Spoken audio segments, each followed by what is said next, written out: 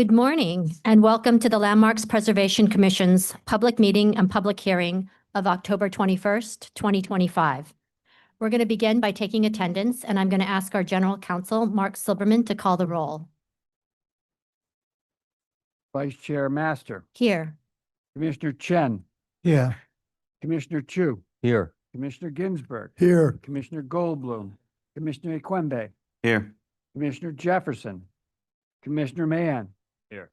Commissioner Wilder. Here. This meeting is held in our public hearing room at 253 Broadway on the second floor. It's also being held via Zoom and live streamed on our YouTube channel for anyone who would like to participate remotely. We're going to begin with a public hearing agenda for new applications on our designated properties. Now I'd like to turn it over to our Director of Preservation, Corey Harala. Thank you, Vice Chair Master. We'll begin today's Preservation Department agenda with public hearing item number 1, LPC 25-09348. This is an application for a binding report in the Borough of Queens, Block 83, Lot 18. 4540 Court Square, the New York State Supreme Court, Queens County, Long Island City Branch, individual landmark. This is a Neo-English Renaissance-style courthouse. That's 2510 Court Square, designed by Peter M. Coco and built in 1904 to 05. And also a parking garage, that's 4540 Court Square, designed by Skidmore, Owings, and Merrill, and built in 1988. The application is to install a solar canopy structure on the parking garage roof. Good morning, Commissioners. Marie Garino, Preservation staff. The item before you is 4540 Court Square, a parking garage located at the rear of the landmark site for the New York State Supreme Court, Queens County, Long Island City Branch, individual landmark. The construction of this parking garage was approved by the Commission in 1988. This project is part of a citywide initiative to increase the capacity of solar systems installed on city properties by 2035. Here is an existing condition photograph Marie, could you speak up, please? and a proposed rendering of the solar canopy on top of the parking garage, as shown in context with the landmark. Taken from the northeast at Thompson Avenue and Court Square East, the canopy is approximately 12 feet in height. Here are existing and proposed views from the northwest side of the courthouse, taken from Court Square West. Here's a view from the perspective of standing on the top level of the parking garage. And here's a proposed view from the south on the other side of the train tracks on Skillman Avenue. And this is a nighttime view from the inside of the parking garage. And finally, here are existing and proposed views in closer proximity to the garage, taken from Court Square East. And the applicants are here to answer any questions. Thank you. Commissioners, do we have any questions? Okay. Noting that there isn't, is there anybody here who would like to speak on this item? Noting that there is not, let me turn it over to Stephen Thompson to see if we have any remote testimony. Those of us joining us via Zoom who would like to offer testimony, please use the raise hand function. One moment.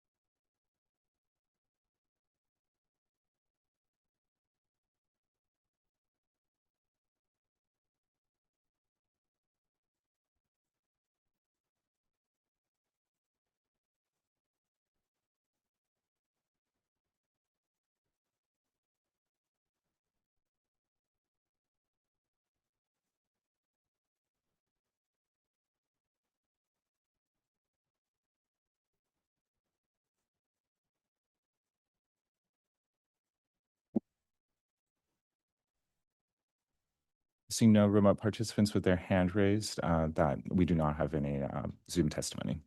Okay, thank you. Commissioners, any final questions? Okay, if not, let's close the hearing. Commissioner Chen, can you make a motion to close the hearing, please? So moved. Thank you. Commissioner Mayan, can you oh, I'm sorry. Commissioner Jefferson.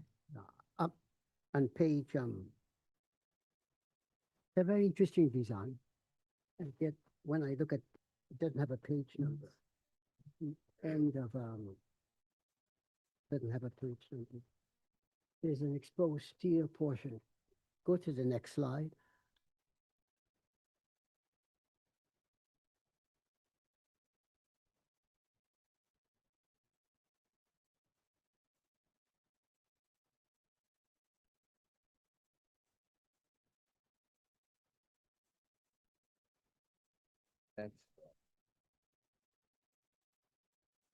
You see, you have the steel exposed, and that's the only place you have it. You look at your rendering on the first page, everything is painted white around the room. What happened? Someone, I think that's just in shadow. It's the rendering. My understanding is that the steel structure is painted consistently. And it's really that's what you're seeing around the site with just the panels being very, minimally seen over the edge. So unless there's something I'm missing on that, is there a different paint color for that backside? If the applicant wants to address that. Hi, my name is Georgie, Deputy Director for the Clean Energy Team at DCAS. I am working on this project. There is what we call a skirt that goes around the perimeter, the whole perimeter of the solar array that matches those white bands of the garage, and the purpose is aesthetic. The rendering here just shows the steel without that skirt, but it's going to be white just like on the other side. This was, I think, a rendering issue at the time, but from this elevation, I'll be seeing the gray steel. it will be raised steel. Is that the question then? Oh, gray. Oh, yes, it is gray. That was a request by DOT for maintenance purposes. So the steel will have the inside of the structure is just your standard finish of your gray, coated to protect for rust. Could you just answer, is the perimeter of that steel frame all the way around a consistent color? Yeah, it's a white. We went White. and matched it with the paint. Right. That's the steel. There will be a skirt on the side. Can you go to? That's the issue of the rendering. Yeah. Can you go on the previous slide? You'll see the color difference. No, I think we understand. Thank you so much. Thank you. Commissioners, we're going to close the hearing. Commissioner Chen, can you make a motion to close the hearing, please? Sorry, I just want to note for the record that Queens Community Board 2 does recommend approval. Thank you. And Commissioner Mayan, can you second? Second. Okay, the hearing is closed. All in favor, say aye. Aye. Any opposed? Okay, so the hearing is closed. Commissioner Ginsburg, can you please start this one? Yeah, I look at this two ways. One is we need the solar, and this seems to be a very appropriate use of a building that, although part of a landmark, is pretty nondescript addition, where I don't think I think the solar panels will be appropriate, and that I can find this appropriate and support it. Thank you. Commissioner Mayan? I can find this appropriate. Thank you. Commissioner Chen? Same here. Commissioner Goldblum? Okay, does anybody else have any other opinions? Okay, if not, let's go ahead and read the motion. Thank you. With regards to LPC 25-09348, 45-40 Court Square, New York State Supreme Court, Queens County, Long Island City, Branch Individual Landmark. A neo-Renaissance style courthouse, 25-10 Court Square, designed by Peter M. Coro and built in 1904-1905, and parking garage, 4540 Court Square, designed by Skidmore, Owens and Merrill and built in 1988. Application is to install a solar canopy structure on the parking garage roof. I recommend approval, finding that the proposed work at the modern utilitarian parking garage will not damage or eliminate any significant historic architectural features, that the new solar canopy structure, while reading as an additional story to the parking garage, will be complementary to its design and scale, and the garage building will continue to be distinctive from the secondary to the courthouse, that the work of the garage will not detract from the special architectural or historic character of the courthouse or adversely impact the courthouse protected features. Okay, thank you. Commissioner Mahan, can you second that? Second. Thank you. Mark, can you call the vote? Vice Chair Master, Aye. Commissioner Chen, Aye. Commissioner Chu, Aye. Commissioner Ginsburg, Aye. Commissioner Goldblum. Aye. Commissioner Quimby, Aye. Commissioner Jefferson, Aye. Commissioner Mann, Aye. Commissioner Wilder. With 9 in favor and none opposed, the motion passes. Thank you. That's approved. Let's move to the next item. Next item is public hearing item number 2, LPC 25-11315, an application for a certificate of appropriateness in the Borough of Queens, Block 78, Lot 31, 4472 23rd Street in the Hunters Point Historic District. This is a modified Romanesque Revival-style row house with a classical-style cornice built in 1887. The application is to modify openings at the rear facade.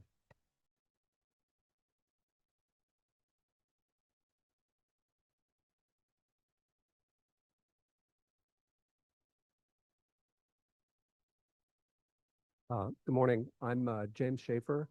I'm the architect for the renovation of this house. We are just asking for a small modification to the rear facade. This shows the Hunters Point Historic District. The picture below is from the opposite angle showing the backs of all the buildings along 45th.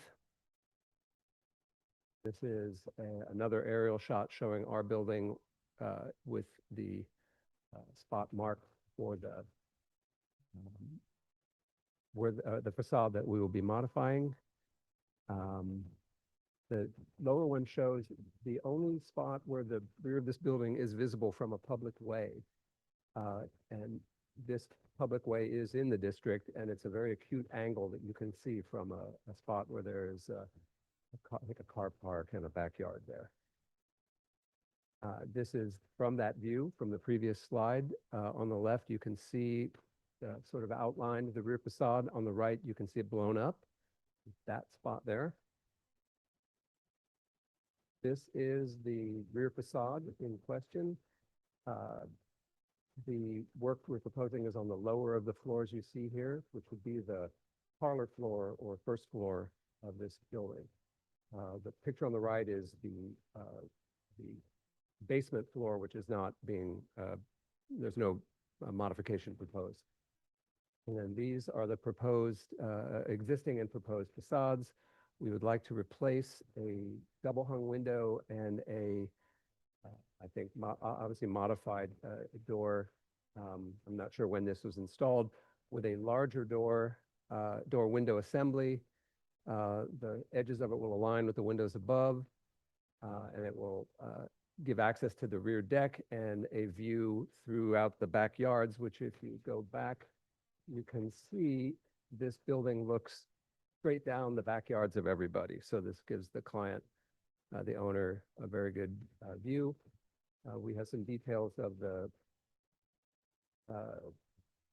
door and window assembly here. And that's it. Thank you. Commissioners, do we have any questions? Okay. Is there anybody here who would like to speak on this item? Noting that there isn't, I'm going to turn it over to Stephen Thompson to see if we have any remote testimony. Those joining us via Zoom who wish to offer testimony, please use the raise hand function. I'll note that right now we are receiving testimony for the item 4472 23rd Street. If your hand is raised for another item, please remove it for now. All right, I see a hand raised for Kaylee Johnson. Haley Johnson, I'll be promoting you to panelist, after which we ask you to unmute yourself, state your name for the record, and you will have 3 minutes to speak on this item, 4472 23rd Street.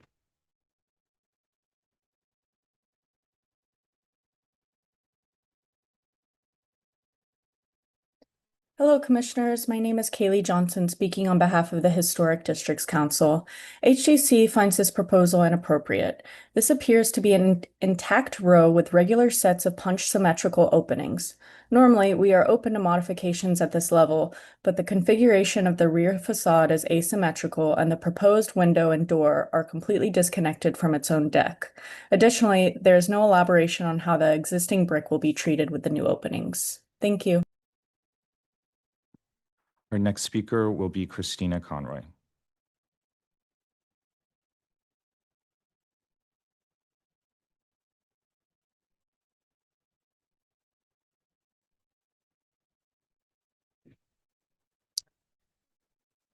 Good morning, Commissioners. I'm Christina Conroy for the Victorian Society, New York. Now, we typically refrain from testifying about facade changes that are not visible or are minimally visible unless they affect significant architectural features of the building or a row of buildings or would diminish the character of common rear yards. Now, this proposed change to the rear yard, to the rear fenestration is visible from the street in a row of 1880s row houses, which largely retain their similar upper rear facade configurations.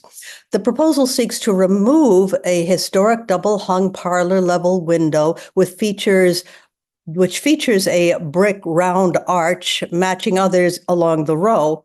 Much of this intact brick masonry between this window and an existing center door, which also has a matching brick round arch, would be demolished to create a wider double door to the existing deck. Now, this generic pattern of openings has no stylistic relevance to this house or to this row of Victorian-era houses. In fact, it could be used for any purpose anywhere. The proposed opening also has an odd relationship to the existing deck. Now, we recommend the existing pattern of rear wall openings be preserved to retain the character of this row. A possible option is to drop the sills of the two double hung windows and leave the other areas of the parlor floor facade intact. This would allow more light into the interior. As this change would not be visible, this is the approach that the Victorian Society suggests. Thank you, Commissioners.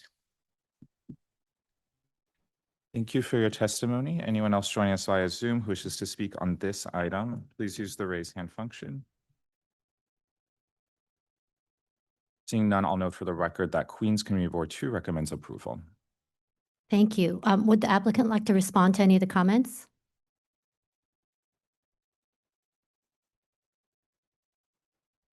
I don't have any specific responses to them. The lowering of the, I guess I do.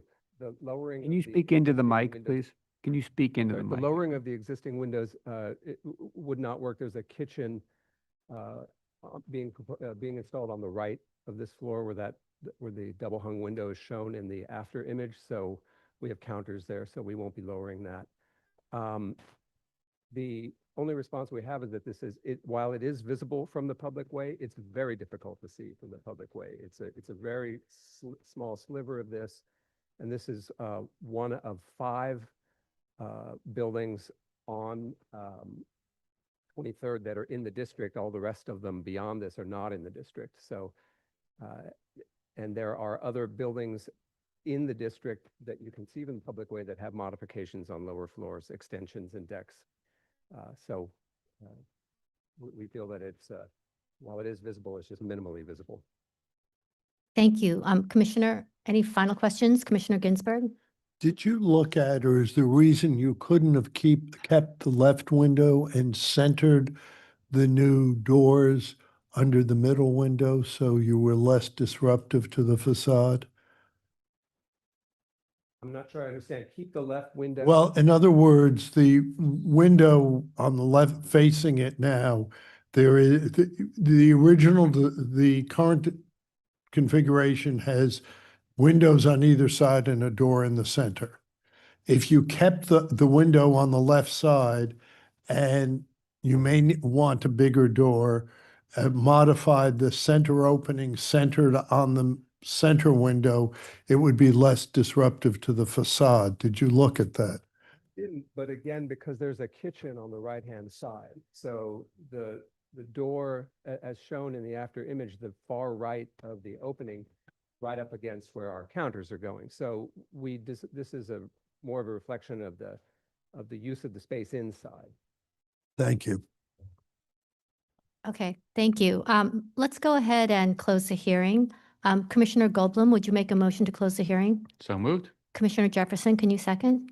No second. Okay, all in favor, say aye. Aye. Aye. Aye. Any opposed? Okay, the hearing is closed. Corey, did you want to say a few words? Yeah, I just wanted to note that what's proposed here would be entirely reviewable at staff level if it weren't for this visibility.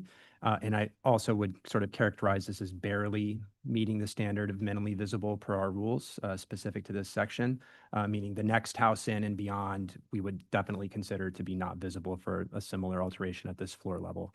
But that being said, the commission has approved these types of changes in the past, even when visible, but often when there is sort of an evident pattern of segmental arches at this floor, at the facade, or in the row, the commission has asked for the head of the new opening to reflect that segmental arch.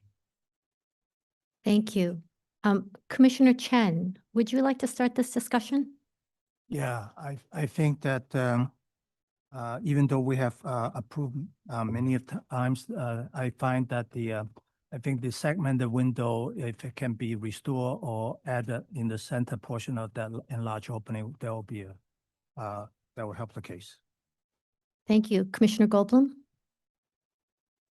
Yeah, I think that the idea of retaining the segmental arch over the new opening would help a lot. I mean, the fact is that if they had come to us asking for a ground floor, an extension that covered the entire thing, we might have given it to them, I don't know what the context is, but I mean, the modesty of it is in a way hurting it. So I think that it's appropriate. I just would say that they should put the segmental arch with the brick detail and to match that. That's enough. Thank you. Commissioner Jefferson? Agree with my fellow commissioner. Commissioner Chu? Yeah, I would agree with that retaining the arched head over the proposed, yes. Does anybody have any other opinions, or does everybody agree with that? Okay, we're going to go ahead and move on. Commissioner Chen, would you mind reading that motion? Sure. In the matter of LPC 25-11315, 44-4072 23rd Street, Hunters Point Historic District. The application is to modify the opening at the rear facade. I recommend noting the building style, scale, materials, and details among the features that contribute to the special architectural and historic character of the Hunters Point Historic District.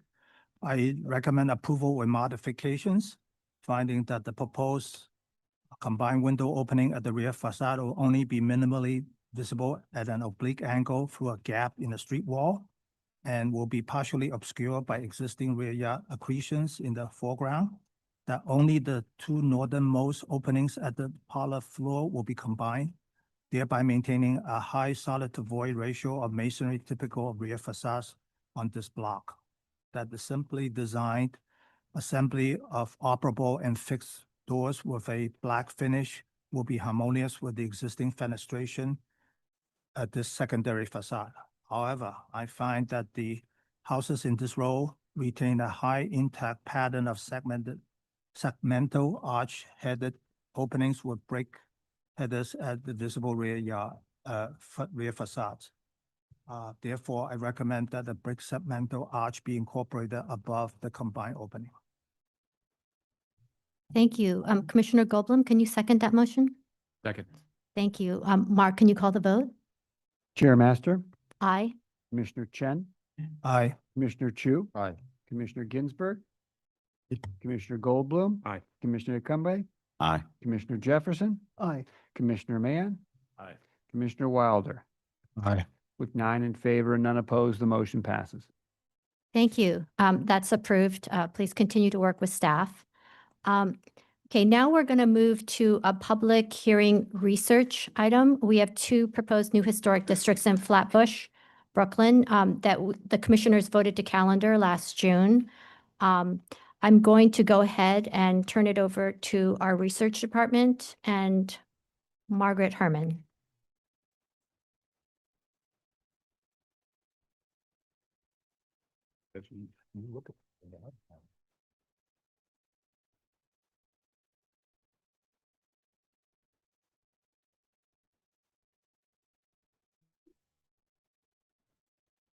Good morning, Commissioners. Item number 1 is LP 2692, Beverly Square West Historic District in Brooklyn. The item proposed for a public hearing is the proposed Beverly Square West Historic District, consisting of properties located between Argyle Road and Marlborough Road, between Beverly Road and Cordelia Road, as described in the agenda. And, oh, I'm sorry. Thank you. Item number 2 is LP 2693, the Ditmas Park West Historic District in Brooklyn. The item proposed for public hearing is the proposed Ditmas Park West Historic District, consisting of properties located between Westminster Road and Marlborough Road, between Dorchester Road and Ditmas Avenue, as described in the agenda. And presenting on both items is Michael Karatzis.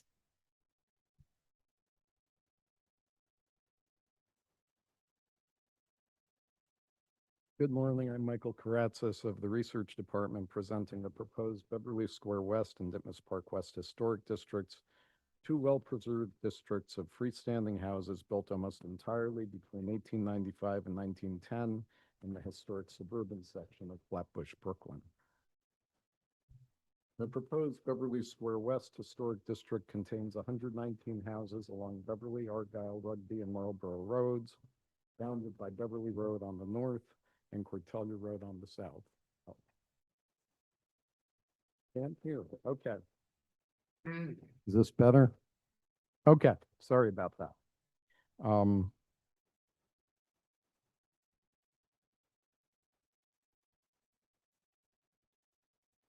The proposed Ditmas Park West Historic District is located 1 block south of Beverly Square West. It contains 128 houses along Westminster, Argyle, Rugby, and Marlborough Roads, as well as on Ditmas Avenue. It is bounded by Dorchester Road on the north and Ditmas Avenue on the south. Both Beverly Square West and Ditmas Park West are located in the historic suburban Flatbush, an area of turn of the 20th century freestanding houses extending southward from Prospect Park toward Brooklyn College. Although this area is often called Victorian Flatbush, most of its development occurred after the Victorian era ended in 1901. Within this area, LPC has designated 3 districts of historic freestanding houses: Prospect Park South, designated in 1979, Ditmas Park, designated in 1981, and Fisk Terrace Midwood Park, designated in 2008. LPC has also completed multiple surveys of this area since 2006. Based on these surveys, the Research Department believes the proposed Beverly Square West and Ditmas Park West historic districts are the most meritorious areas of historic suburban Flatbush not already designated. In both proposed districts, the majority of houses, shown here in dark green, have been rated as having high integrity, meaning that they substantially retain their historic ornament and other details. The houses shown in light green have experienced minor alterations but retain their historic form. 85% of houses in both districts fall within these top 2 integrity categories. As we shared in the calendaring presentation, the boundaries of both proposed districts have been drawn to contain their most intact areas, and areas outside of the proposed boundaries have significantly higher alterations. Flatbush's suburban development began when it was still an independent town, before its 1894 annexation by Brooklyn and Brooklyn's absorption into New York City in 1898. Suburbanization was made possible by the opening of the Brooklyn, Flatbush, and Coney Island Railroad along the eastern boundary of the proposed districts in 1878, and its extension as the Brighton Railroad to the Brooklyn Bridge in 1896, and then over the bridge to Lower Manhattan around 1900. This line is now the B and Q lines of the New York City subway. The neighborhood's pioneering suburban development was the cleverly named Tennis Court, started in 1886 and later demolished and replaced with apartment houses. The influential Prospect Park South development, now historic district, was begun in 1899.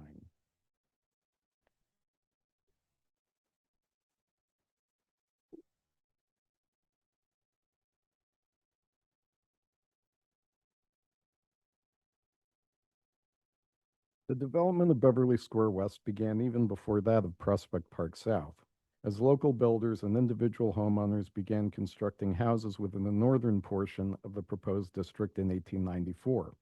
This area soon became known as Matthews Park after the land's previous owner. The map at right shows the houses built there by around 1899. In the 1901 feature on, quote, Brooklyn's beautiful suburbs, unquote, one newspaper stated that, quote, of all the building tracts into which historic Flatbush is now divided, none are more beautiful than Matthews Park. 4 or 5 years ago, the land was covered with waving rows of corn, but now it is a remarkably attractive settlement. Among its earliest houses was the Queen Anne-style house at 268 Argyle Road, designed by John A. Davidson in 1895. This early section of Beverly Square West contains several well-preserved houses designed by a young John J. Pettit, who would become one of Brooklyn's most significant residential architects as the chief architect of Prospect Park South. Pettit's Matthews Park houses, built between 1898 and 1901, include the impressive Tudor Revival-style residence at 1304 Beverly Road.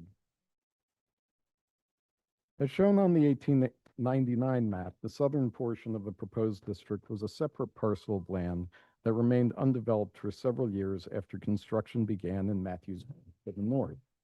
This parcel, known as the Catherine Lot Farm, was bought by developer Thomas B. Ackerson in 1901.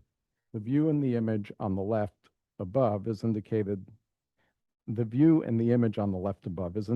by the red arrow on the map, looking northwest from the intersection of Marlborough and Cortelyou Roads towards the houses of Matthews Park in the distance, with the undeveloped Ackerson property in the foreground. Ackerson's company soon began improving the land and building houses there. The company named the development Beverly Square West to correspond to its Beverly Square East development east of the Brighton Line Railroad tracks. It employed the designs of experienced Brooklyn architects such as A. White Pierce and Benjamin Driesler for its houses.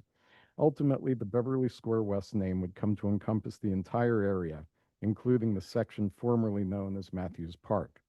By Ackerson's request, the names of East 13th, 14th, and 15th Streets were changed to Argyle, Rugby, and Marlborough Roads to match their names just to the north in Prospect Park South. The map of developers in the proposed district, shown on the left, reflects these two phases of development. The earlier section of Matthews Park to the north and west was developed by a variety of individuals who purchased lots for their personal residences and by developers constructing small groups of houses for sale to others. The houses in red in the southern and eastern portion were largely developed by Thomas Ackerson. As shown on the right, the proposed district was almost entirely built within a 10-year period between 1894 and 1905. This rapid period of development gives Beverly Square West remarkable architectural cohesiveness. Almost all of Beverly Square West's houses were completed in the Queen Anne shingle or colonial revival style, or in a combination of the Queen Anne and colonial revival. These were the most popular suburban house styles at the turn of the 20th century. The free mixing of these styles, as well as the rich variety of house designs within these styles, create the engaging streetscapes of the proposed district. The Queen Anne was the district's most popular style, particularly for houses built before 1900. First taking root around 1880, the Queen Anne was an eclectic style evoking the cottage architecture of the Elizabethan era. These houses generally feature picturesque massing, complex, steeply pitched roofs, and generous porches. Many Queen Anne-style houses have towers and prominent gables, highly textured facades, and spindlework or other gingerbread detail. Around 1900, the colonial revival style became more popular in the proposed district. These houses adhered more closely to the symmetry of the Georgian and Federal periods, with flatter roofs and simpler massing. 315 Marlborough Road is one of the district's many houses combining elements of the Queen Anne and Colonial Revival styles, with its symmetry and shallow roof pitch more characteristic of the Colonial Revival, and its dormer with basket handle arch more typical of the Queen Anne. 242 Rugby Road is representative of Beverly Square West's other major style, the shingle style, which emphasized the house's complex form within a shingled envelope. Ornament was often in the form of patterned shingle work, such as the curving forms on the side gable. Combining craftsman and Tudor influences, 340 Marlborough Road, built in 1904, is one of the few houses not built in one of the district's three major styles. Throughout the proposed district, original landscape features remain generally intact. Houses are set behind open lawns forming a continuous belt of greenery, and planting strips separate the sidewalks from the curbs. Though varied in style and design, the houses of Beverly Square West form harmonious suburban streetscapes, little changed from the early 20th century.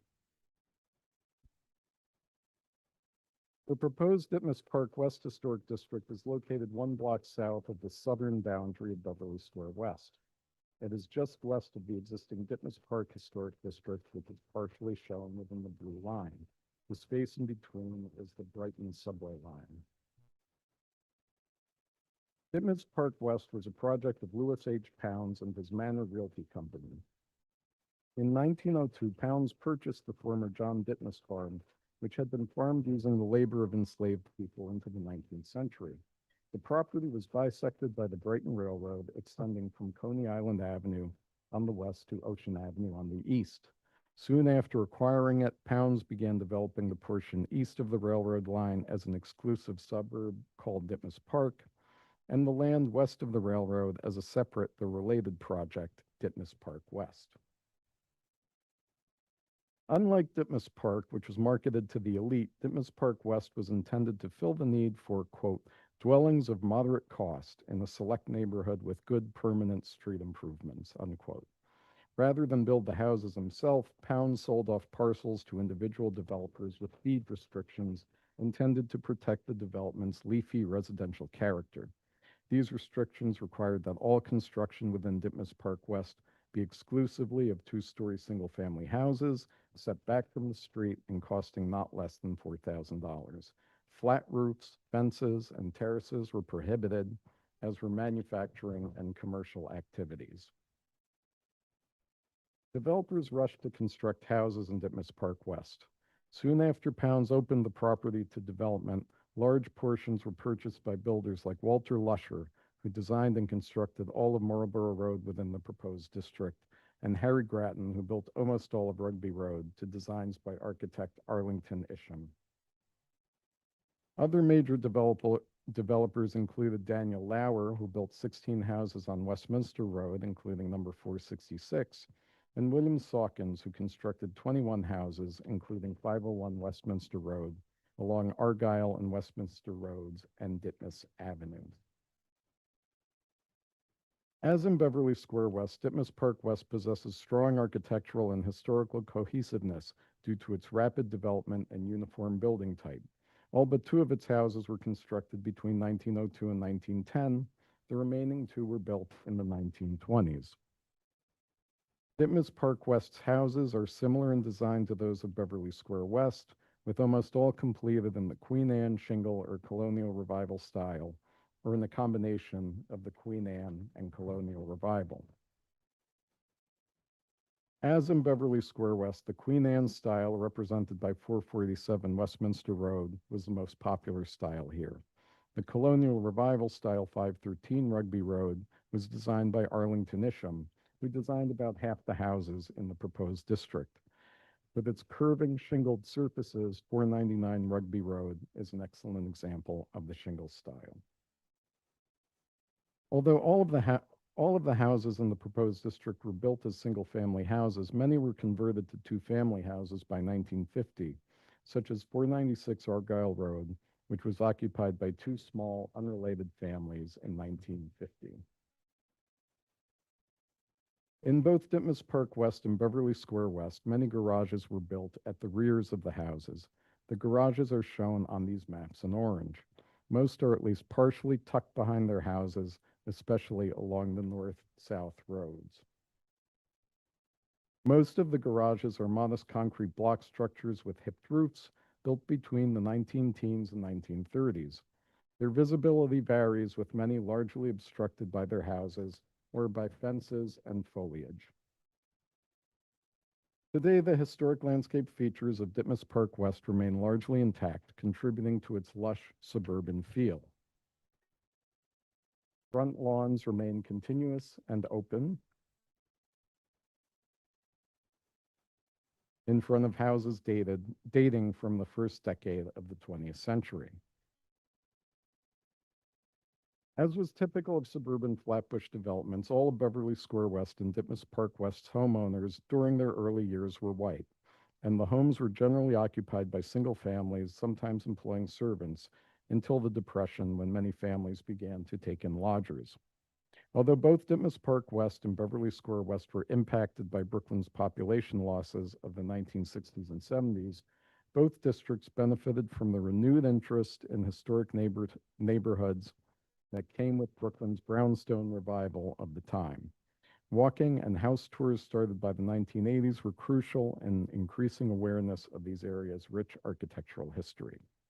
Since that time, these districts, which initially excluded non-white families, have become increasingly diverse as African American families and families of East and South Asian and Middle Eastern background have purchased houses here.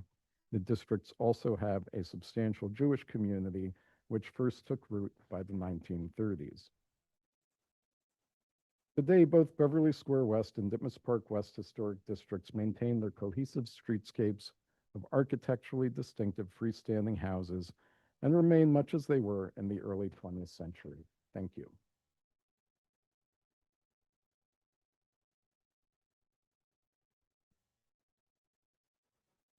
Thank you, Michael, and thank you, Margaret.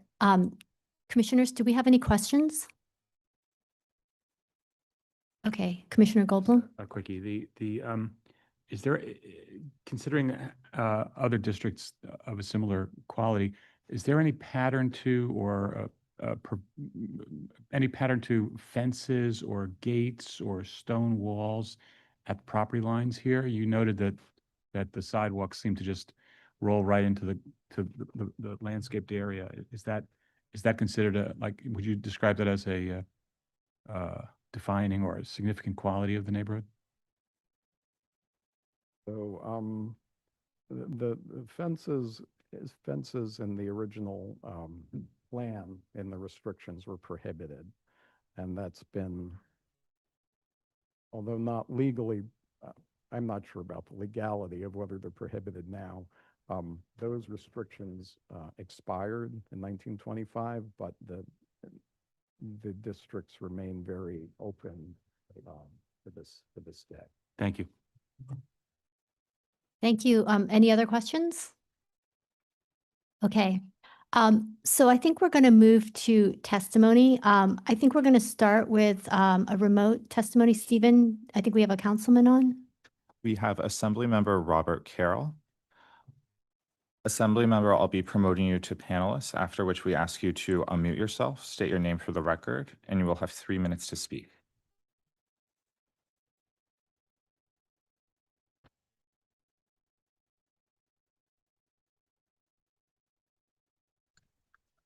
Good morning. I'm Assemblymember Robert Carroll, and I represent the 44th Assembly District. And for the last 9 years, I've represented the entirety of Beverly Square West and almost the entirety of Ditmas Park West. And I'm glad to say that the houses that were just shown in the presentation, I believe I've knocked on every single one of those doors and have been inside those so many of those magnificent houses.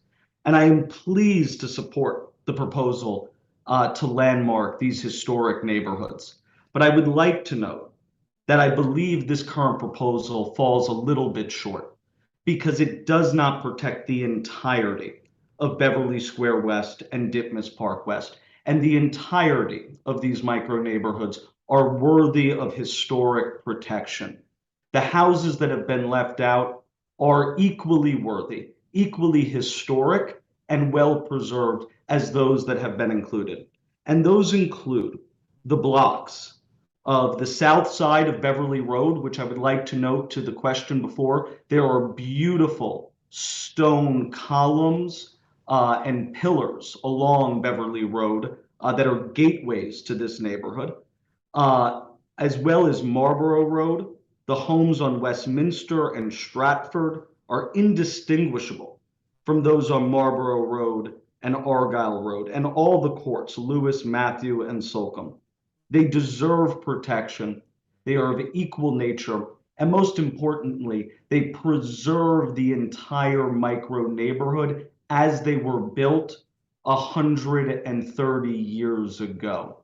Victorian Flatbush, which I call, and I know may seem like a misnomer, is an unbelievable place. It deserves to have its individual micro neighborhoods preserved in their entirety.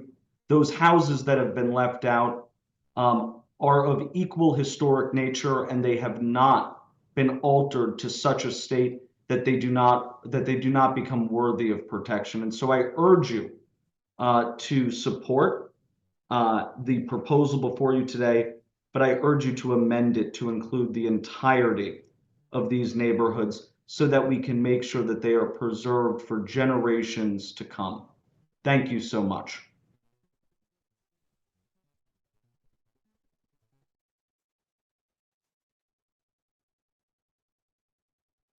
Thank you, Assemblyman Carroll. So now I think what we're going to do is we're going to have public testimony, and we're going to start with people here present, and then we're going to go back to remote testimony. And as we have so many people here, I'm going to ask you to limit your testimony to 2 minutes. I'm going to start with the people that have signed up, and I'll go ahead and call your name. Let's start with Robin Redmond. Can you come up? Robin, if you're here. Okay.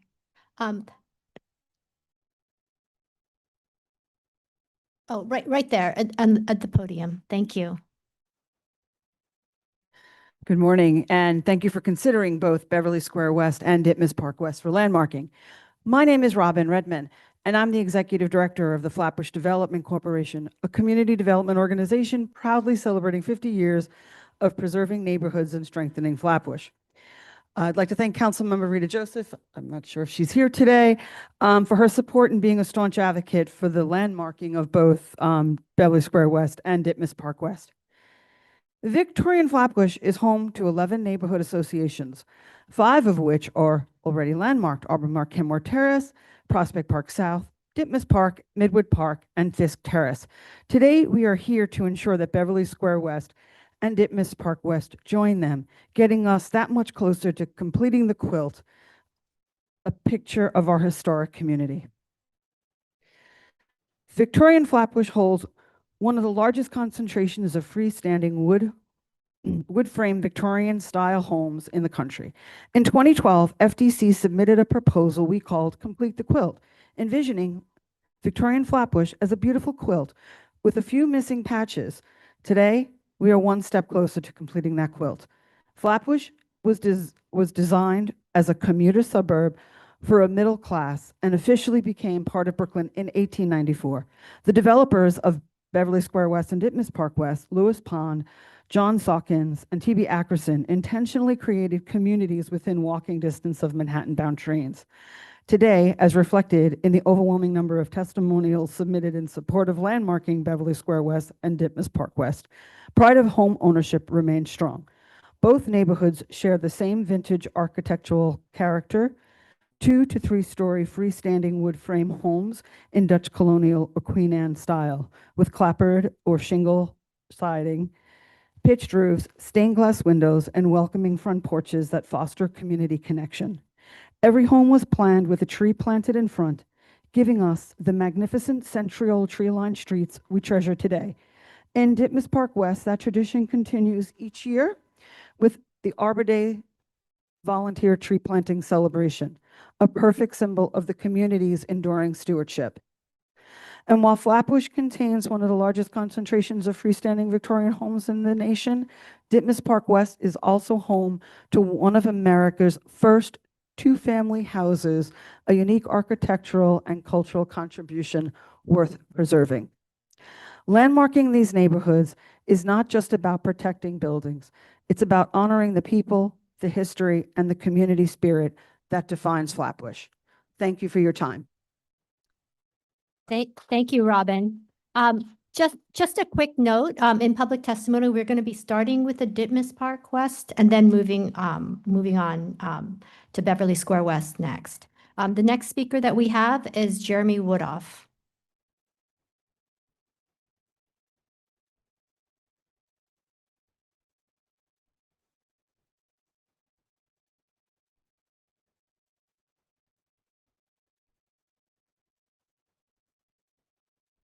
Good morning, Commissioners. Jeremy Woodoff speaking for the Victorian Society, New York. The Victorian Society, New York supports designation of the proposed Ditmas Park West Historic District, another late Victorian era development in suburban Brooklyn. We agree that Ditmas Park West is among the finest and best preserved sections of historic suburban Flatbush. While there are a number of architectural styles represented, the commonalities of their traditional styles ensure that the architectural character is cohesive. We note also that the historic landscape plan of ribbon sidewalks with grass strips remains and is an important distinguishing feature of the district. Thank you. Thank you. Jeremy, also, I just want to note that if you had signed up to speak for both, you can feel free to speak on both this time. Okay, thank you. I'll move on now to the proposed Beverly Square West Historic District. Again, I'm Jeremy Woodoff speaking for the Victorian Society, New York. The Victorian Society enthusiastically supports designation of the Beverly Square West Historic District. This architecturally cohesive neighborhood of freestanding houses was largely built at the end of the Victorian era between 1894 and 1910. The streetscapes, including the historic landscape plan, remain intact and evoke a strong sense of place. It is a natural and long-awaited historic district. We do, however, share the disappointment, as I'm sure you'll hear, of many members of the community who have long pressed for designation of the district at the omission of half of this intact neighborhood from the designation. It appears that the streets in the omitted section are essentially identical in architectural character and integrity to the streets that were included. There is no perceptible boundary separating the two areas. We are especially disturbed by reports we have had from more than one source that senior commission staff refused to engage with community representatives on the designation boundaries. It isn't a good thing when the commission alienates individuals and organizations that should be its natural allies. And so, at the same time as we enthusiastically endorse this designation, we suggest that the Commission review its policies and procedures concerning designations, making them more transparent, rational, and inclusive. In determining potential designations and priorities, full use should be made of the larger preservation community, as well as the Commission's own professional staff and the individual commissioners themselves, rather than relying on what appears as an insular, secretive, and top-down process. Thank you. Thank you. Okay, now we have Rorson from the Ditmas Park West Neighborhood Association. I think it's Rorson.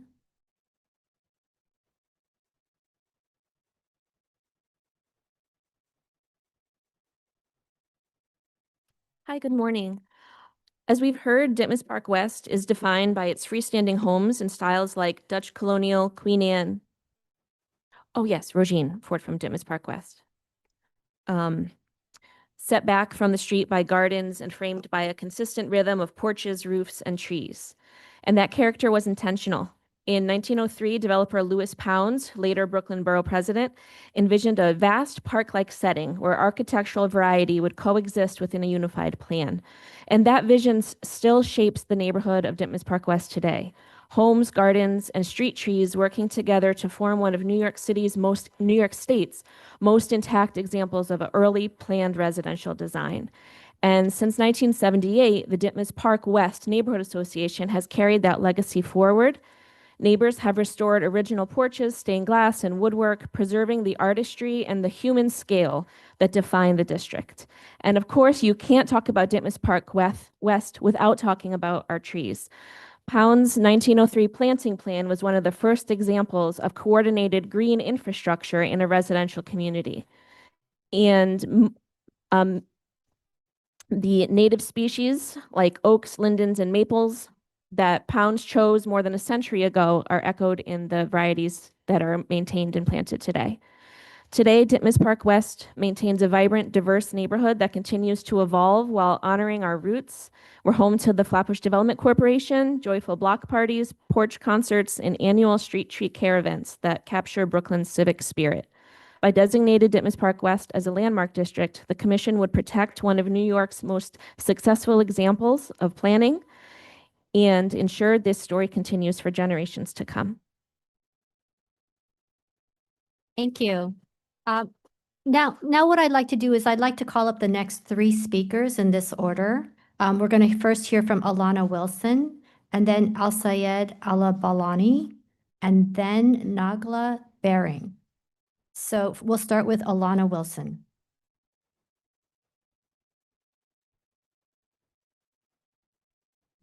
Hi, my name is Elena Wilson. My husband and I have been renters in Ditmas Park West for 5 years and both work in the public sector.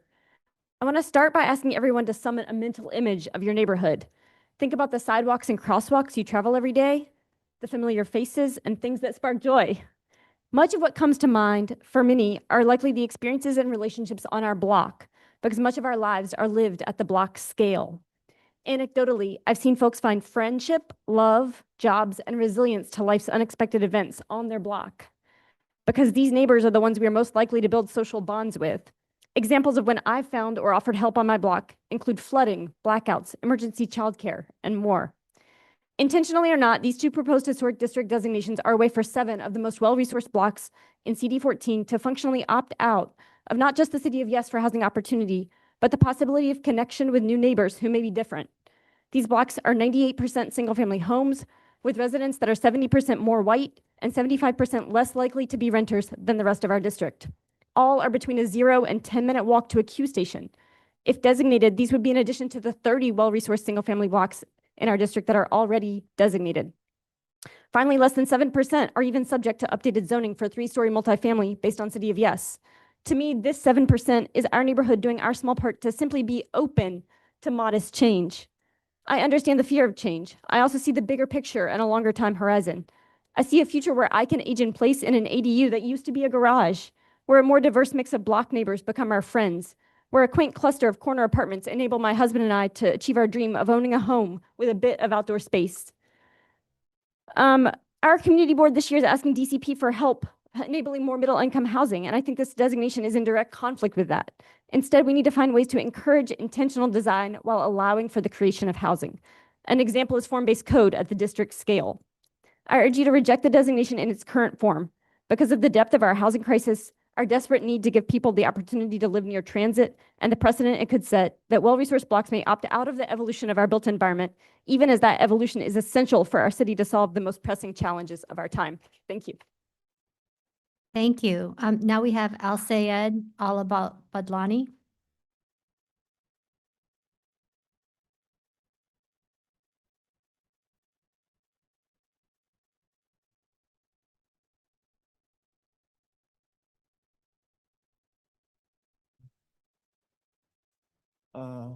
Let us start with good morning for everybody.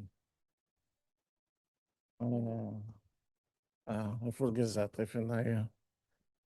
I see everybody forget. I forget to. Good morning for everybody. My name is Said Al-Abadlawi. I'm the owner for the house 1135 Ditmas Avenue. I am DOT, Department of Defense, retired. I bought all my retirement in this house in 2014. To my kids enjoyed. The bank lent me $300,000 to fix the house. He was have fire for, with ex-landlord.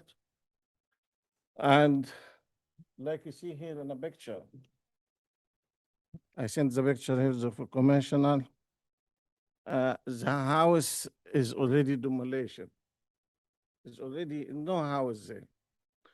But then I am seeking your help to take my house away because I am in hardship because the 300,000 the bank lent to me to fix the house and do it right.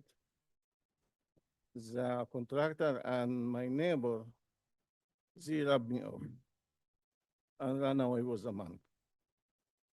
And I didn't know my contractor would be not tell me nothing.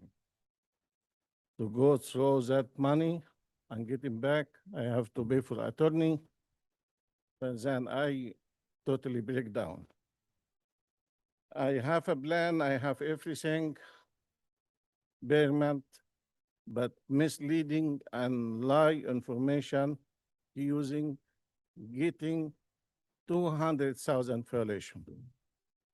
Imagine I have violation, 6 violation only to park my car in my garage. Nobody hear about that. I am really seeking you to help me out to take my house out of that. So I be able to continue do this house for my kids. Something to remember me after my death. I'm so sorry. We're at the 2-minute limit. If you don't mind summarizing the remainder of your testimony. Can you give me just a few seconds? I am a challenge anybody if you can you give me meeting criteria for my designated house to be landmark. Is anybody here can challenge me and he tell me this house does not exist? You put it in landmark. I cannot choose the picture because I didn't have big screen like you.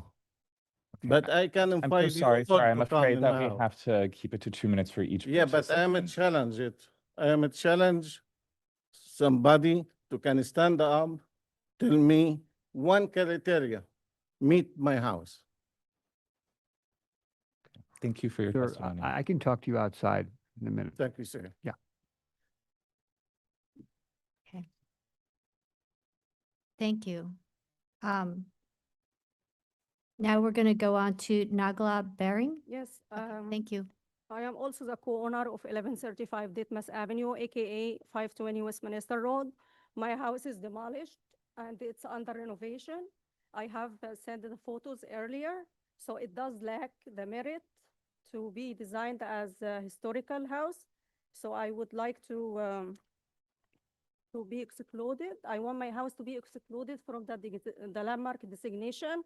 As I see the presentation, he has it earlier. It doesn't have photos. He only selectively shows certain houses. It doesn't selectively, it shows some houses that's under renovation. So it doesn't have my house in there. So I would like to, for my house to be excluded from the designation, as this will cause us like financial hardship. And again, my house doesn't meet the criteria to be designed as a historical landmark. Thank you. Thank you. Okay, now we have, I think Jeremy Woodoff was next, but I think we already we already heard from him. Let me call up the next 3 speakers. They're going to be Elizabeth Kesmarchik, and then Janice Haman, and Louise Cherkis. Elizabeth, are you here?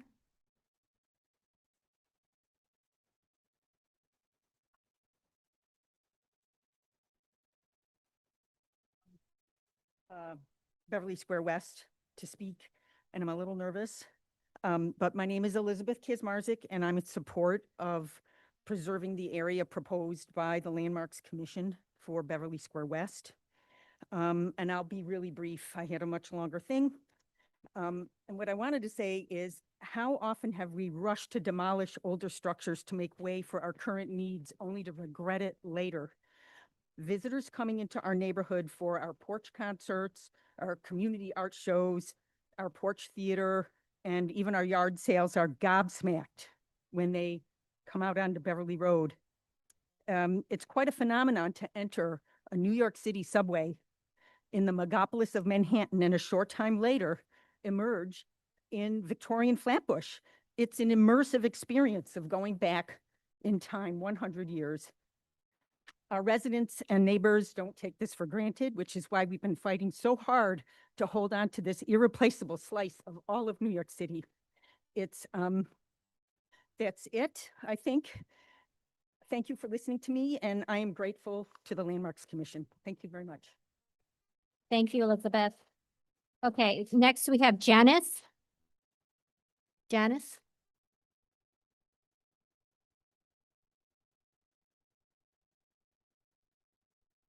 Hi, thank you, LPC, for even considering us. We're honored that you recognize the beauty of our neighborhood. I'm Janice Hammond. I've lived in Beverly Square West for 38 years. And for 8 of those years, I served as co-president of the Neighborhood Association. I fully support landmarking, but sadly, my block was excluded from this study. Our hope is that the entire neighborhood, including Westminster, Stratford, all of Beverly and the courts, can be added to the study area. Our excluded houses display the same period of style and integrity as the chosen blocks.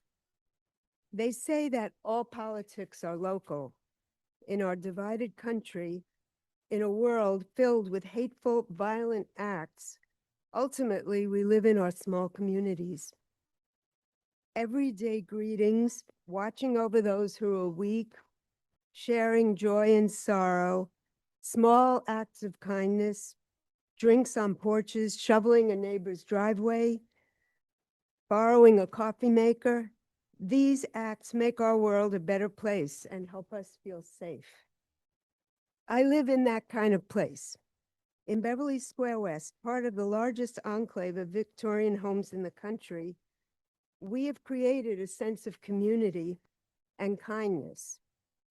Many of our errands are done on foot, and we meet and greet and keep up with our neighbors. In the excluded blocks, the Victorian architecture and sense of ease in a setting with open porches have sowed creative seeds. Operation Gig, Flatbush Artist Tour, Brave New World Theater Company, Hawthornden Literary Foundation, Flatbush Gardener have all call the unchosen Stratford and Westminster roads home. People from all over New York City enjoy our arts and our green streets and our landscape. We are a destination, a hub. I'm so sorry, we're past 2 Oh. minutes. If you don't mind summarizing the remainder of your We testimony. represent the full story of New York City. Thank you.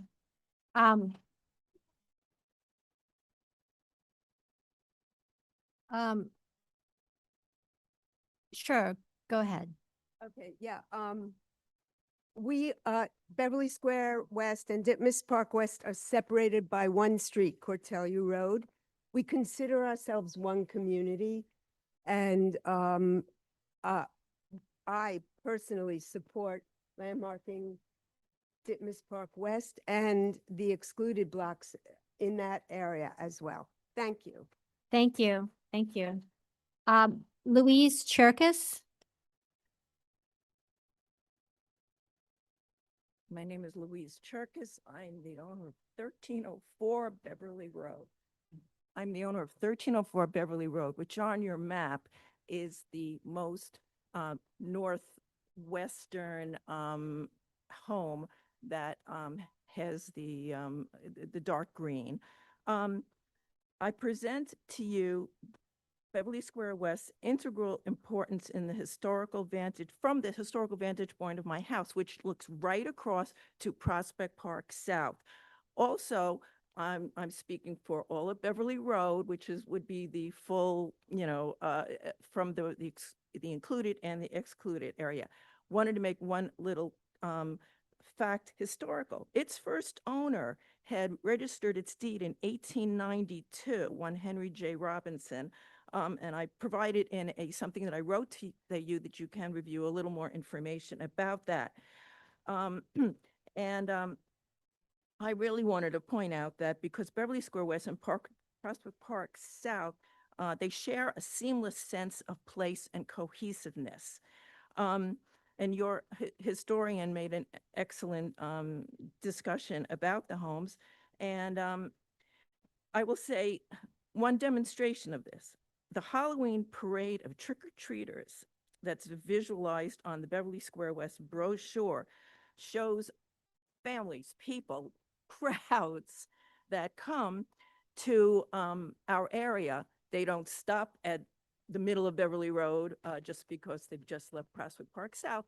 They come south. I have in 1 hour, I will be giving out one piece of candy, 500 children. These are not just our neighborhood. This is the city of New York coming. So basically, these city dwellers who appear in droves do not stop their quests north of Beverly. They come down. And I respectfully submit to you that when examining the pedestrian and motorist experience. I'm so sorry, we are at 2 minutes or past, if you don't mind summarizing the rest of your testimony. That the kinship between Beverly Road North and South, we are very much collectively together with the already landmark area. And I believe that that just shows you all how we truly belong as landmarked as well. Thank you. Thank you. So the next three speakers in this following order are going to be Lindsay Lamb, Gerard Shaw, and then Olgerd Bilanow. Okay, Lindsay? Good morning. I'm Lindsay Lamb. I am on the board of the Prospect Park South Association, and I came this morning to represent Prospect Park South and our kinship with Beverly Square West. So I first want to address a letter that you sent to our president and the reason that you're excluding part of Beverly Square West. The research staff determined that the block that were requested for historic district expansion were generally more modest and less intact, having undergone more alterations since the time of their construction, including siding replacement, loss of historic ornament, window and entrance reconfiguration. It's a valid point. But what you may not understand is as you move further away from the train, actually what happened was the homes got smaller because it was more desirable to be closer to the train. So being more modest is not actually a reason to not make it part of the historic district. If we look at other examples, we have the Carroll Garden Mews, which are all small homes, and more examples throughout the city of small homes. The other example I want to bring to your attention is the power of landmarks. Ooh, where did my paper go? Oh, it's under here. You have said that because there's considerable alterations to Stratford and Westminster, that you weren't considering those as landmark. But actually, I want to give you an example of the magic of landmarking. So you landmarked Beverly Square or Prospect Park South in 1970. We've had 40 years of restoration, not renovation. And this is just the example of the power of it. So this is the before, and you can see it's a little small, but it was cladded in some kind of gray siding. And then this is the after, and I will give it to you. And then the last point I want to make is by splitting up the neighborhood, I think you're losing the power of place. And I don't know if you've seen this before, but we have a book in Prospect Park South, and I will give it to you. And it's really important that we are one neighborhood and not separate neighborhoods. It encourages us to restore. Yeah, so my main 2 points are, again, your power is not just in saving today, but it's helping us restore to bring it back to the beauty it was. Thank you. Gerard?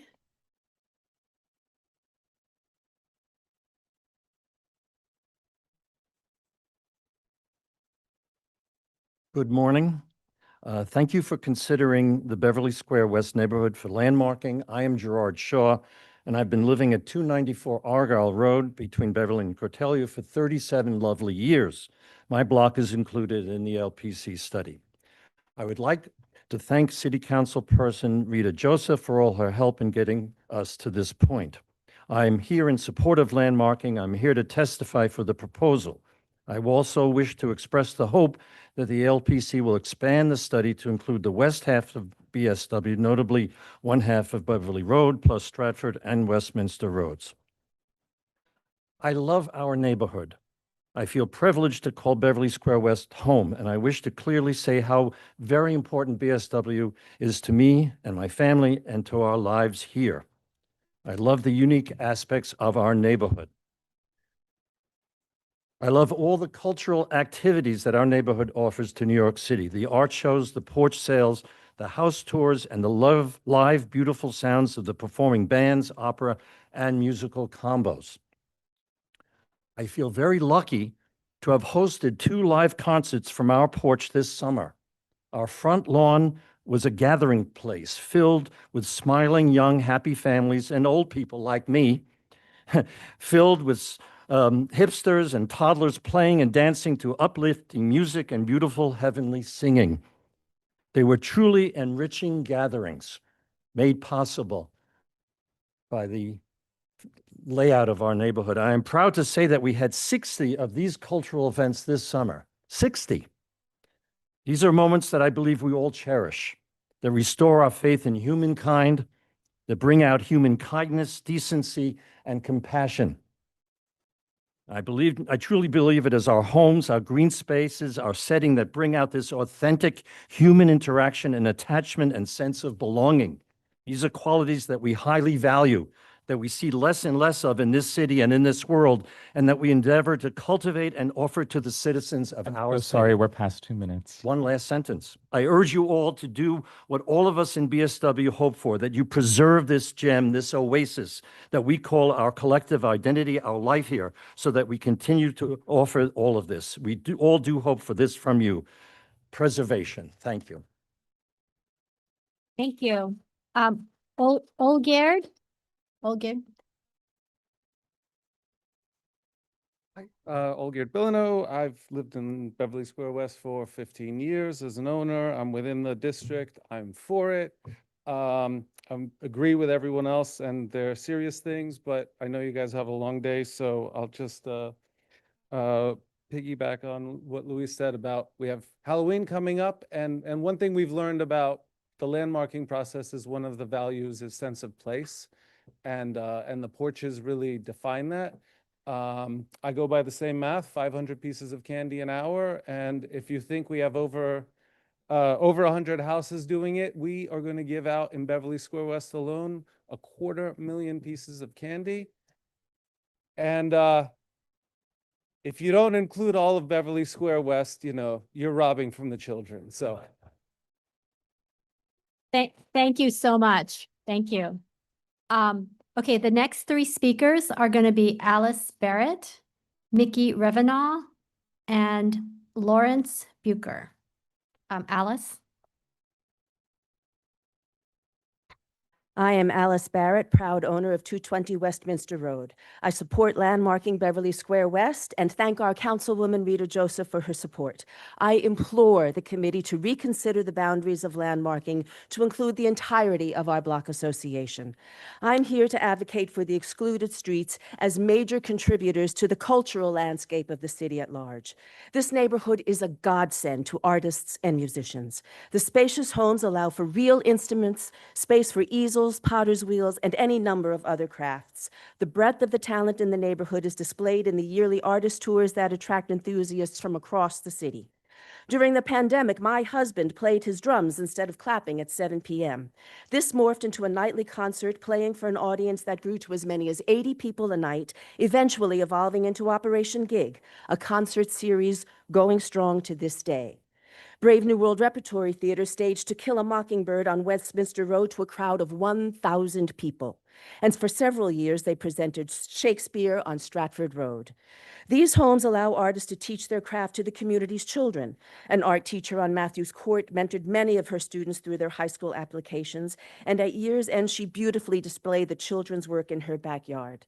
My husband, too, has seen many of his students through their high school audition, and he's proud that many have pursued careers in music. We also present a year-end recital for family and friends, seating as many as 70 guests in our home. Lastly, our neighborhood is used as a location for filming in the city, standing in for American suburbs. These shoots keep the industry in the city and benefit our local businesses. In sum, our streets enhance the quality of life in this city in equal measure to the considered blocks, and indeed to the already landmarked Prospect Park South. This area is one cohesive community, and it would be a travesty to bifurcate this neighborhood by leaving these remaining blocks vulnerable. I thank you for your time. Thank you. Mickey? Hi, I'm Mickey Revenaugh. Thank you so much, commissioners, for the opportunity to speak to you today. And special thanks to Councilmember Rita Joseph for helping us get to this point. This past weekend, as we have every year, my family welcomed hundreds of people into our house on Westminster Road in Beverly Square West neighborhood of Brooklyn. My husband, the artist Mark Rosenthal, works in a studio tucked into an attic below the eaves of our Victorian house where we've lived since 1995. Each fall, Mark invites the world to visit. Friends and strangers come from all over New York City and beyond to see his paintings and to discover a neighborhood unlike anything else in the 5 boroughs. Everyone who steps through our door wants to know how this very special neighborhood came to be, how these historic houses and stately trees and friendly neighbors have combined together to create an enduring oasis stretching from Stratford Road to Marlborough Road, Beverly Road to Cortelyou. The studio tour visitors are thrilled as we are that Beverly Square West is being considered by the Landmarks Preservation Commission as a historic district, a place worth handling with special care in the hurly-burly that is 21st century New York. But then they hear that the LPC intends to exclude this very street that they're standing on, Westminster Road, and the remainder of our neighborhood's westerly flank. They're confused, disappointed, worried, like we are. On behalf of my husband, myself, and all those who love Beverly Square West, from the first moment they see it, please hear this wholehearted endorsement of LPC designation as a historic district, but also hear our plea to keep the neighborhood whole. The current proposed boundaries are like half a top coat. Unfinished, they leave half our community unprotected, out in the cold. We all suffer for that. Thank you so much for your time. Thank you. And now we have Lawrence. Yes. Good morning, members of the commission. My name is Lawrence Becker, and I live at 349 Rugby Road within the proposed historic district. I've lived there since 1983. I am fully in support of the proposal to designate the historic Beverly Square West District. And I want to thank the commission staff for their work. Thank you. And I also want to thank our city council person, Rita Joseph, for her support. I also would urge you, if you have considered and acted on the proposal, to consider expanding it to include the other blocks that have been mentioned. And commissioners, I know that you have heard and will continue to hear from people who express the same thought to you. And it may be, even though you try your best, that you will think of this as repetitive and burdensome and that's something you need to keep hearing over and over. And I understand that. But rather than hear this as repetitive and overdone, please hear it as an indication of how strongly we in the neighborhood feel about how connected we are and how much we want our neighborhood to be together and have the same designation, and how much we feel we are connected both architecturally and by a sense of community. So I support the proposed historic Beverly Square West District, and if you grant that status, ask the commission request their staff to review the adjoining streets mentioned by all the other people here, to include them and expand the proposed historic Beverly Square West District. Thank you for your time today. Thank you. Thank you. So the next 3 speakers will be Jan Rosenberg, Sue Fishkin, and Lisa Dratto. Jan?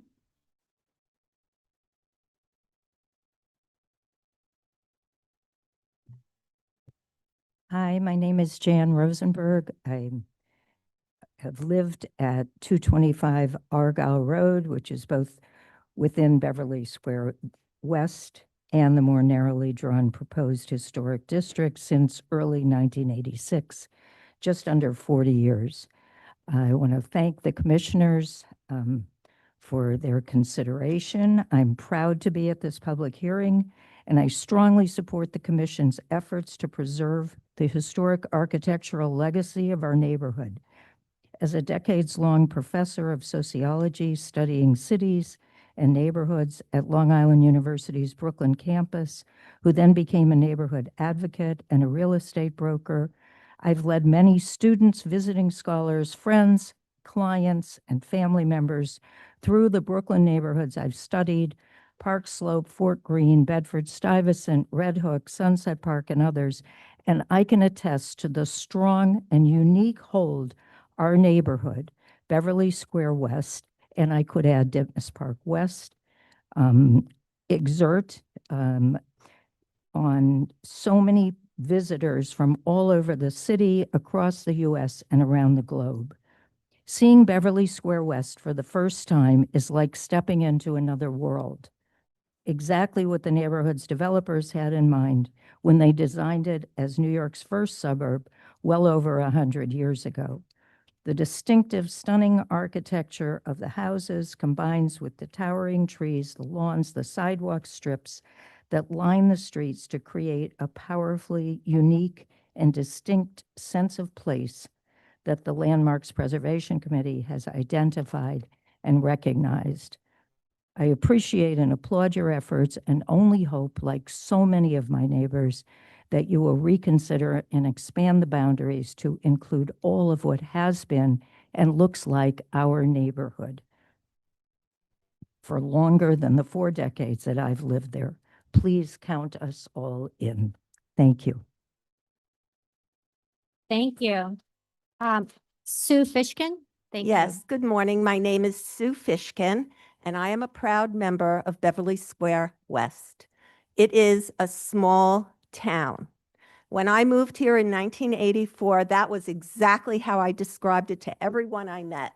And when you think about Mayberry, you think of a small town. Mayberry is not bifurcated.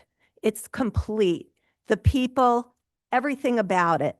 For 11 years leading up to the pandemic, my husband and I hosted a bed and breakfast on the 3rd floor of our home called Rugby Gardens Bed and Breakfast. You can look us up on tripadvisor.com. We have over almost 200 reviews. Thank you. Almost 200 reviews, and all of them speak to the neighborhood. We hosted people from all over the world and all over the country. And when I would speak to them to take a reservation, because that's how I did it, I would always ask, why do you want to come to this neighborhood? Of course, it was the proximity to the subway and the restaurants and all of those things. But they had heard about Victorian Flatbush, and that was often the prime reason for wanting to stay in one of the iconic Victorian homes. You actually showed my home as an example. It's orange on top. It has, I think, 7 different colors to it, and it has become an icon of the neighborhood. People often reference us. We've been in many different publications, and that too has brought people to this neighborhood. I hope you'll consider including Westminster and Stratford roads because they are part of our small town. And one last point that I will make is that when people have asked me where I live, I often say Ditmas Park. Why do I say that? Because Ditmas Park has had landmarking for so long that people have heard of it before. Now the hope is that all of Ditmas Park and all of Beverly Square West will enjoy landmark status, and no one will have to say that we're only from Ditmas Park in the future. Thank you. Thank you. Lisa? Yes, my name is Lisa Drejo. I live at 260 Marlborough Road, one of the designated blocks that's in consideration for today. And I am thrilled beyond thrilled to be considered for landmarking. I think it's long overdue, and the neighborhood, as you can tell, is very passionate about this. I've been in the neighborhood for 25 years. I raised my children there. They went to school in the neighborhood. And in that time, I've seen how the houses have transformed for the better. They've either maintained or restored architectural details. That's a trend that needs to continue. We also host people from around the world that when they get off the train station at Beverley Road, they can't believe where they are. They cannot believe that we have this type of intact, continuous, historic neighborhood right in the heart of New York City. It is a draw for people around the world to come to our community. I think that the fact that half of the community has been left off, half the streets have been left off, is an oversight, to say the least. And I think that what you're hearing today and what I'm going to express as well is that they really need to be reconsidered. The boundaries need to be reconsidered. This is not a half a neighborhood. This is a whole neighborhood. There's very clear defined boundaries between Marlborough and Coney Island Avenue, between Beverly and Cortelyou. Let's not cut it in half. Let's keep it whole. It's very clear. There's absolutely no difference between the streets when you walk down them. And I invite you to come and see the neighborhood. It's very, very special. Thank you. Thank you. So the next three speakers are going to be Mary Louise Clemens, Ron Schweiger, and Daria Rigney. Mary Louise?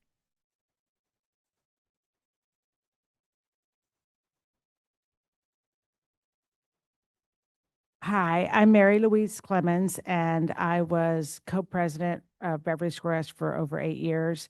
Now I'm treasurer of Beverly Square West, and I want to thank you for considering my home for landmarking. I am in the designated area. Over the past 20 years, we have done a lot of restoration work on our house. In the process of doing this, I have come to rely on the knowledge and experience of homeowners across all of Beverly Square West to help with this, who share the passion for preserving the legacy of our beautiful neighborhood. I hope that someday the entire neighborhood will be protected through landmarking. Thank you. Thank you. Ron? Good morning. My name is Ron Schweiger. I'm the official historian for the Borough of Brooklyn. I've been in that position for the last 23 years, since 2002. I've been the historian for 3 administrations, Marty Markowitz, Eric Adams, and Antonio Reynoso. And it's I'm so glad that they appreciate history. For about 40 years, I've been conducting walking tours through many of Brooklyn's historic neighborhoods. The most requests I get for walking tours from people are Coney Island and Victorian Flatbush. And from my personal collection, I bring photographs. I blow them up 11 by 17, pictures from the turn of the century. And when we're standing on a certain street, for example, Rugby Road or Marlborough Road, I'll tell the group, face me, look down the street behind me, and I hold up the photograph from 122 years ago. They can see what was there, which is still there today. What was there was houses under construction. They're still standing and they're still beautiful. When I cross from Prospect Park South across Beverly Road to Beverly Square West, I point out the street sign. Actually, I don't have to. They ask me, the tour goers, why are the street signs brown? And now on the other side of the street signs are green. I said, well, Beverly Square West is not landmarked yet, and we're working on it. And this has been going on for several years now, and we're hoping that this can happen again. Very often when builders build homes, they don't live there. They move away. They just build the homes. In the case of Beverly Square West, Mr. Ackerson lived at 304 Marlborough Road. In the case of the 2 streets that are not currently being considered, Stratford and Westminster, 2 main builders there, Mr. Hawkins and Mr. Billy Garrett, I think his name was, Glatton, and Mr. Hawkins lived at 221. If you don't mind summarizing the remainder of your testimony. Okay. Thank you. What I want to leave with you is from Mr. Ackerson's ledger book from 1901. From his ledger book, the actual purchase of the land of Beverly Square West. Also, this book, I'm not leaving with you, but this is the Bible of Flatbush. It's Flatbush of today, published in 1908, 106 pages, hardcover, all right?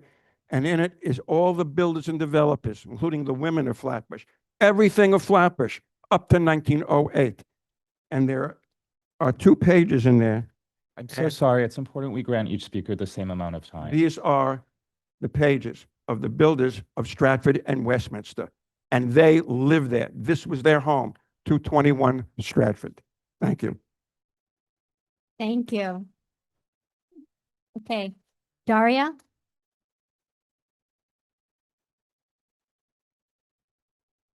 Hi, I'm sorry, I have a cold. My name's Daria Rigney, and I reside at 252 Westminster Road. And I want to first of all say thank you for allowing us to be here to give some testimony. I want to thank Rita Joseph for having been our advocate. And I want to say I totally endorse the plan as it stands, but I'd like to advocate for the expansion since I live on one of the blocks that was excluded. So in an effort to demonstrate how our street is already a community of yes, and our street is a street of yes, I did a little data gathering of my own on the street. I walked up and down the street, and since, it was easy to do because I know everybody. I know everybody. My husband does the block party, so we know everyone. And I know that your job was to inspect our houses from the outside, whether the clapboard is original, whether the windows follow the original design, whether the pediments retain their decorative shingles. I know that. Those are things you can only know from the outside. I wanted to talk about things you can only know from the inside, the homes from the inside. So from the inside, we are very unique. Even in a city that prides itself on being special and being diverse, not so in most neighborhoods. Our uniqueness is the envy of so many neighborhoods because of its genuine diversity. Nobody made us be diverse, we just are. Out of the 44 houses on Westminster Road between Beverley and Cortelyon, a full 50% are owned by people of color. 50%, doesn't look it from here, but they are. To be precise, 9 Black families, 5 South Asian families, 5 Hispanic families, 3 Chinese families. 22 families of color on a block with 44 houses. That's unprecedented. In New York City, 44 families living together peacefully, helping each other to shovel their walks in the snow, planting gardens, having block parties together. So sorry, we're past 2 minutes, if you don't mind summarizing. Each other in sickness and death. So it's a utopia. It's a small town. Don't divide us. Thank you. Thank you. So we have 5 more speakers signed up. So I'm going to read your names in this order. Judy Popkin, and then Carol Barrick, Nancy Russell, and then Marianne Capolino, and we're going to end with David Herman. Judy?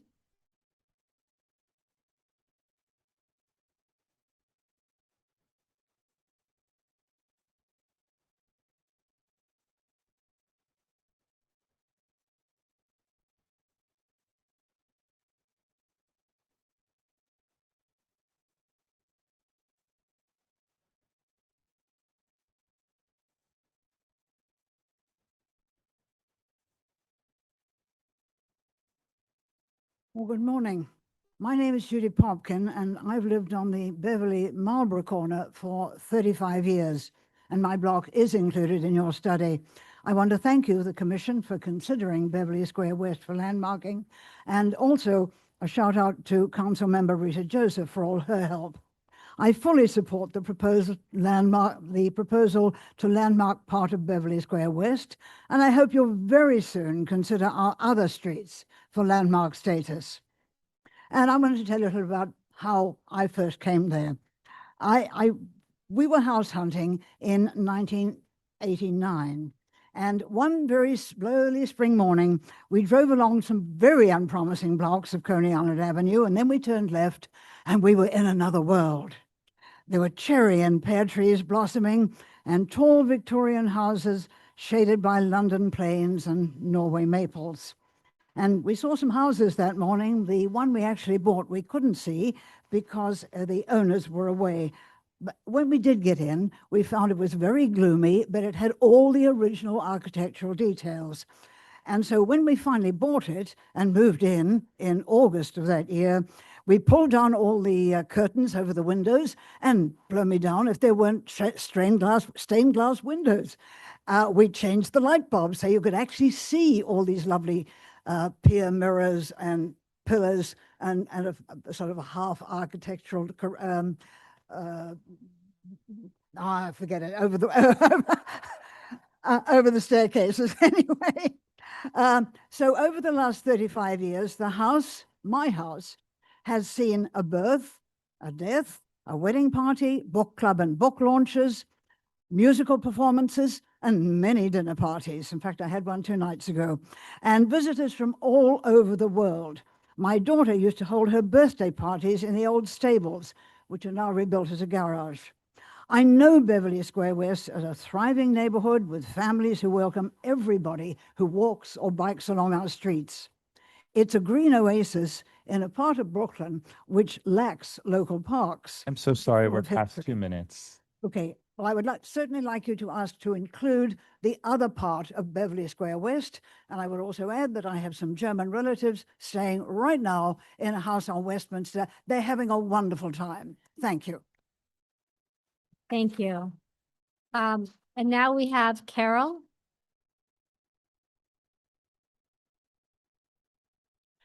Thank you for recognizing Beverly Square West as an area worthy of landmarks. I'm Carol Varek, and I'd like to tell you about my house, 1030 Beverly Road, which is at the southwest corner of Stratford Road. This house was built circa 1900 by John J. Pettit, the same architect who built Prospect Park South and Dreamland in Coney Island. My house is a center hall Dutch colonial with 4 bay windows in the front, 2 small Gothic windows above the hooded entrance, and a garret with 2 windows in the attic. All of these windows are original. In 1918, the owners applied for a permit. That was when the wooden porch became a brick porch, and a sun parlor was added. So even the renovations are more than 100 years old. I have 100-year-old gritty lions in the front, and I have cement urns, 4 in the on the porch, 2 on the side at Stratford Road on pedestals, and I also have a cement bench. In January, my husband and I will celebrate 42 years in our lovely house. I'd also like to highlight a house west of me, 1016 Beverly Road. It is a neighborhood gem, originally built by a doctor in 1879. He donated the house to the Brooklyn Democratic Party in 1900 to serve as a social club. In 1942, 1016 changed from a lively political club to a quiet, small synagogue. And within the past 10 years, it's back to being a social club, a multi-purpose event space. The excluded side of Beverly Square West is full of exceptional historic houses like 1030 and 1016 Beverly, and should be granted landmark protection so that Brooklyn can enjoy them for many years to come. Thank you. Thank you, Carol. Now, Nancy Russell.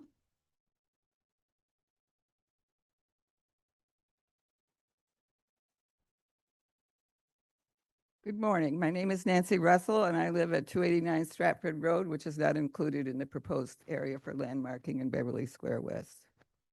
When I planned to return to New York City in 1985, my then husband and I drove around Brooklyn looking for a possible place to rent an apartment.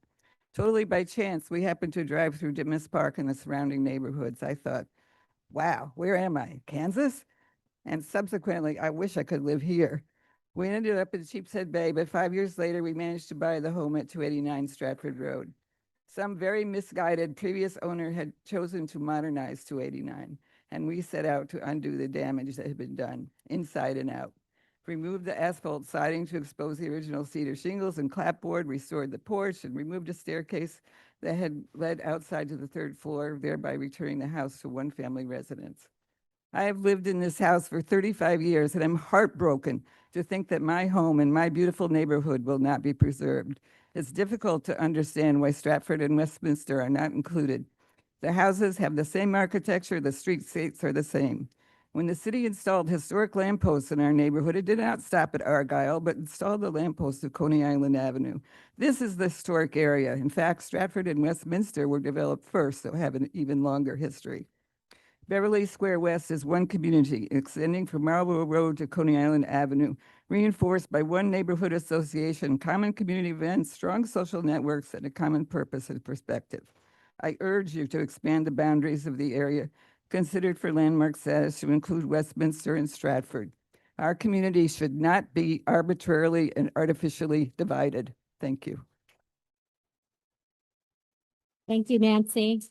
Now we have Marianne.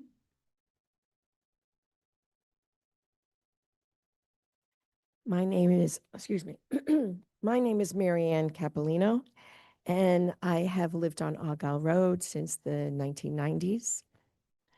And I want to thank all my friends and neighbors here. You've expressed yourself so well. I almost feel like, what else is there to say? But I will begin with, in the 1980s, I was taking a bike ride with my husband and my then three-year-old son in the back seat of the bike, my husband's bike. And we were riding along and we made a turn, and suddenly we're on this beautiful block with these beautiful homes and a canopy of trees. My little three-year-old turns around to me and says, "Mommy, this is what it was like before I was born." Honest to God, he said that. And there I was feeling in a similar way that we had kind of turned into a type of heaven with the coolness from the trees, the beauty of the houses. And I made it a thought in my head that someday I have to live here. When my little Joey was 14 and I had two more boys, we finally bought a house. And that's where we live today. And all my sons still live in the neighborhood in apartment buildings. And my one son has a two-family home. And that's where we still remain as an extended family, just like the old days when I grew up with my grandparents, aunts, uncles, and whatever.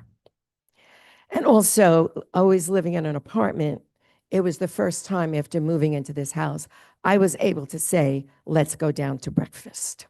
So anyway, it is not only beautiful on the outside, but beautiful, the people who live there.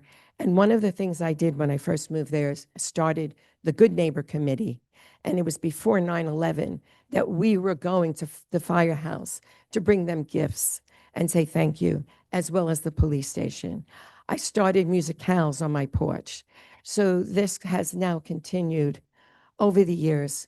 And I ask you to please, I'm also co-president of Beverley Square West, please keep us whole and not exclude anyone. We're truly a very, very tight and loving community. Thank you.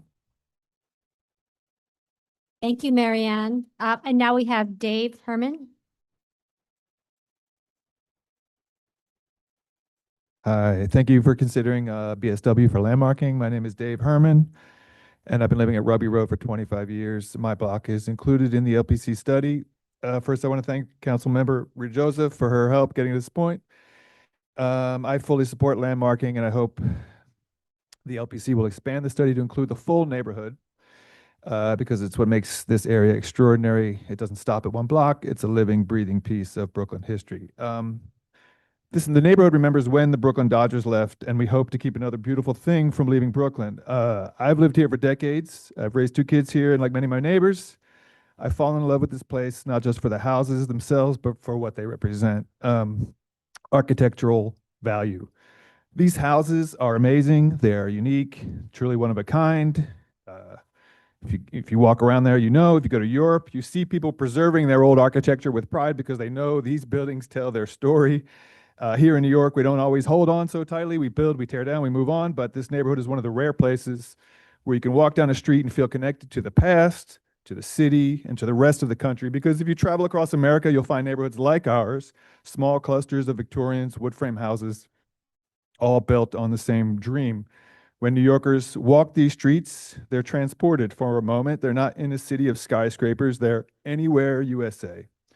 And that, to me, is part of what makes this city and this neighborhood so endlessly surprising and worth protecting, and including the whole neighborhood. I vehemently support the whole neighborhood being landmarked. Our streets tell a story not of grand mansions or big developers, but of something quieter and more human. These humans were built in a wave of optimism, the belief that regular families could own a piece of beauty. We're not just another corner of Brooklyn. We're a living time capsule of American ambition, craftsmanship, and community spirit. This neighborhood isn't just a place to live, it's a destination. People from all over Brooklyn come here to walk our streets, and in this hallowed week, especially this week of Halloween, if you've ever been here that night, you've seen it. Literally thousands upon thousands of children from all over New York filling these blocks, having an experience that could only be in Brooklyn and only happen in that neighborhood. They go from spooky house to the next, not just because we like scaring kids, which we do, but because the decorations are full tilt. Skeletons hanging from porches, fog machines hissing, neighbors on every stoop handing out candy. And I'm so sorry, we're past. I'll summarize. And we don't do it just because our houses will be egged if we don't. We do it because we all embrace what this neighborhood gives to all of Brooklyn. It's pure Brooklyn magic, an experience of community that makes lifelong memories for kids and parents alike. On that night, you'll see true spirit of this place, one of the most diverse neighborhoods in the world. I'm so sorry. Flowing. I'm almost Please done. conclude. Yeah. And yes, we want to preserve it, not to stop progress, but to make sure progress doesn't erase the things that make Brooklyn, Brooklyn. Thank you. Okay, we have three more people signed up to speak. We're going to start with Roberta, I think it's Jew Trader, and then Luann Walters, and then Sophia Francis. Roberta? Thank you. I was told that might be able to pass this around. Okay. All right.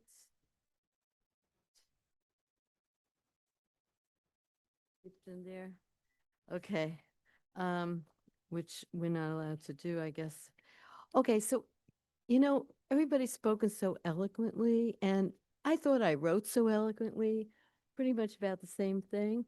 I wanted to talk a little bit about my first experience. Yes, somebody said Kansas. We thought it was Oz. It's a very, very special place. It's a very historic place. There's no other place in New York City that looks or feels like Victorian Flatbush, of which we are a part.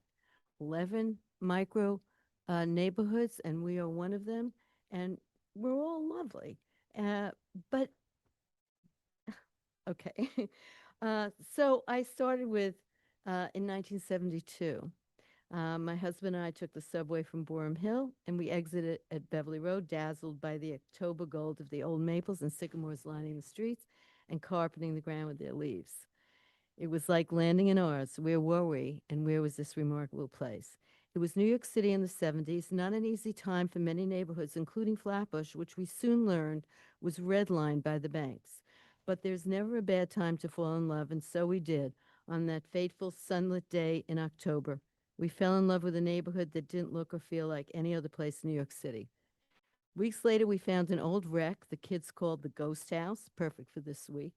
And after convincing the third bank that turned us down to give us a tiny mortgage so we could save that house, we rented scaffolding, bought the stripper, spackle, and paint, and got to work.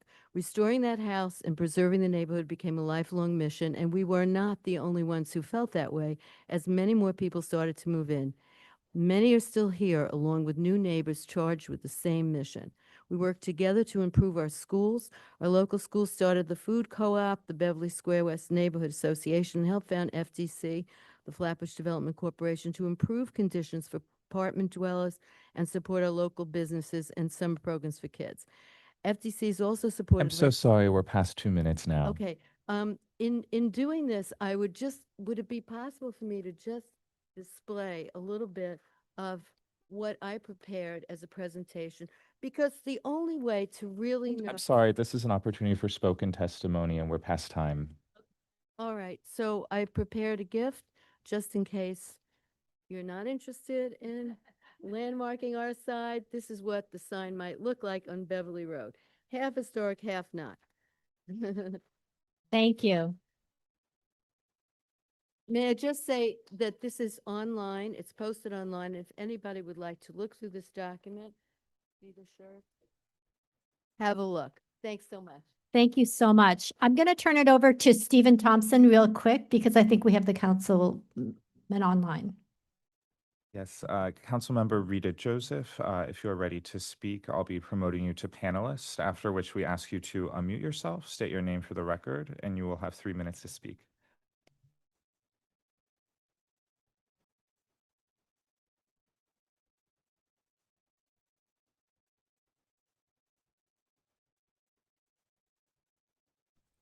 Thank you and good morning to everyone. I just wanted to stop by to say we fully support the landmarking, and I have submitted testimony online, but just wanted to make sure that we get a second look at the 12 homes that were not included to make sure that they are a part of the landmarking process. We thank you so much for working with our office, for moving this along in a way that has never been done before. And so we are very appreciative of that, but we also would love to see and work with your office to see how we can get those 12, forgive the noise, I'm in transit right now, and see how we can get those 12 homes. I know they mean a lot to the constituents. As their representative, again, I'm raising my voice and asking that those 12 homes be considered into the landmarking. So I would love for further discussion, further advocacy along those lines. So I grew up in the neighborhood, went to school at PS 139, grew up at 338 Stratford Road as a child. So this community is also my childhood community where I grew up, where I went to the local library, where I am now the council member representing this. So this is full circle moment, and this is very special to me that we were able to get here, but I would love to see how we can work and include those 12 homes. Thank you so much. Thank you. Okay, now we're going to return to our public testimony. Luann Walters. Good morning. I'm Luann Walters. Our home is 285 Rugby Road for 30 years. I bought it as an infant. My family and I love our home in our beautiful historic neighborhood where my husband and I raised our children, another generation who will preserve our neighborhood's history. We do support the historic preservation of Beverly Square West and thank the Commission for the current proposal, which includes our home. But we regret that some of the first houses built in Victorian Flatbush were excluded. And though some of the history of Matthews Park was mentioned earlier, I think it was worth highlighting that Henry Hawkins, the developer at that time, back in 1894, his house was 221 Stratford, and it remains there today and is excluded. His foresight led to construction of some of the first Victorian Flatbush homes, which are on Stratford, Westminster, and Lewis, and are excluded. History does matter. The excluded blocks are the linchpin of the largest Victorian community in the United States and should be recognized holistically as such. Please consider our entire neighborhood, and thank you for your time. Thank you, Luann. And finally, we have Sophia Francis. Good morning, everyone. I think we're still in morning. My name is Sophia Francis, and thank you for the opportunity to speak here today in regards to landmarking our particular area, Beverly Square West. I am in support. That is a house that I grew up in. My family and I resided there since 1983. And some of my best friends to this day still reside in this area, 303 Argyle, as well as some of the excluded blocks on Stratford and Westminster. And I know a lot of people gave a lot of other historical information, but I was just thinking about all the kids that used to grow up on the blocks, and that I was the one with the above ground pool. We bought it with that pool. So it was, and also being born on July 3rd, I mean, fireworks and all that fun stuff, like we always had the best, like 4th of July shindigs. So also, another thing that I remember growing up is the neighborhood was so open back then, and it, we didn't all have Ring cameras. It was just like a lovely place to be at all times. I could go to my friend's house just by cutting through backyards with bikes and everything. But, I don't know, I think around the 90s when we started going away to college, people started putting up big gates, and we were like, shucks, we got to walk around the library to get to each other. But it's a great place. And, some of my friends still reside there, their families, and they're like multi-generational living. And even our own personal house that we have at 288 Rugby Road, it's in a trust. And we explain to our little people now, the grandchildren, as they're there and they're playing, that this house can never be sold.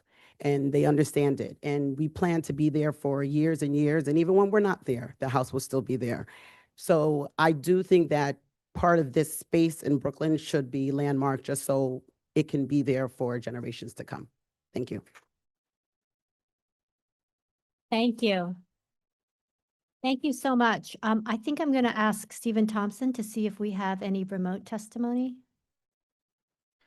Those joining us via Zoom who wish to speak, please use the raise hand function. Once called upon, you will be promoted to panelist, after which we ask you to unmute yourself, state your name for the record, and you will have 3 minutes to speak. Our first speaker will be Andrea Goldwyn.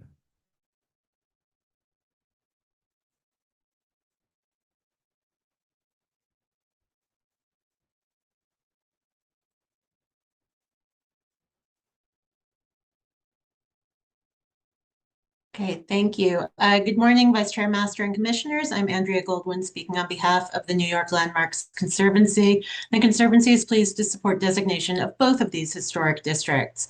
Beverley Square West and Ditmas Park West well represent the history of Brooklyn at the start of the 20th century. These neighborhoods replaced former farmland in just about 10 years as transportation improvements opened up new sections of Brooklyn. The growth reflected the trend of the late 19th and early 20th century architecture and planning, noted by the Commission in the 1981 designation report for Ditmas Park, that of the development of landscaped suburban areas laid out in a street grid in the urban manner and built up with single-family houses that reflect an eclectic use of design forms and stylistic details.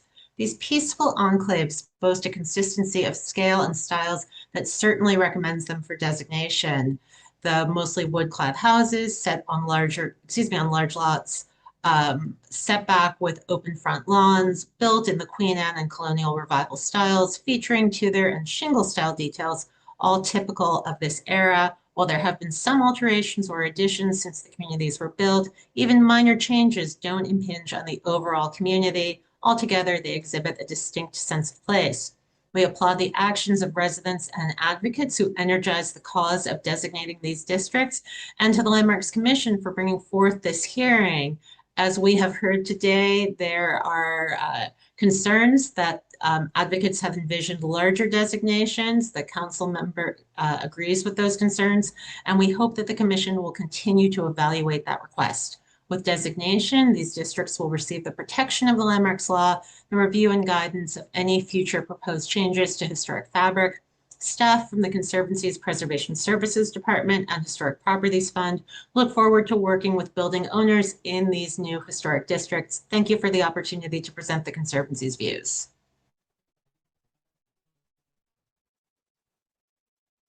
Our next speaker will be Kaylee Johnson.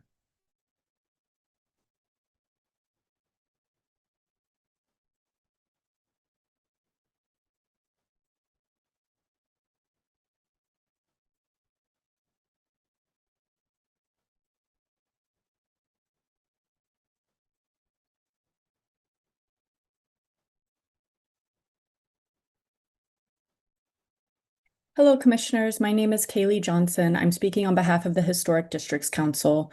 As the citywide advocate for New York's architectural, historical, and cultural neighborhoods, the Historic Districts Council supports the designation of the Ditmas Park West Historic District and the Beverly Square West Historic District. Both proposed districts are well-preserved and intact concentrations of architecture and development history. HDC has worked closely with the various neighborhoods of Victorian Flatbush on designation efforts for more than 2 decades. The 2 designations will contribute to the quilt of districts that make up the unique Victorian Flatbush community, one of the largest of its kind in the country.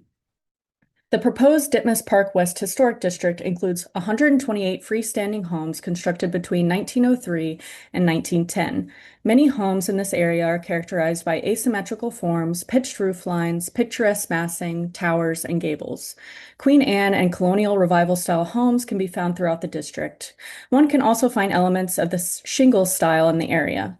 This area was largely developed by Lewis H. Pounds and his Manor Realty Company. The homes in this district are worthy of designation not only for their architectural integrity, but also for the way that they symbolize a key part of Flatbush's development history.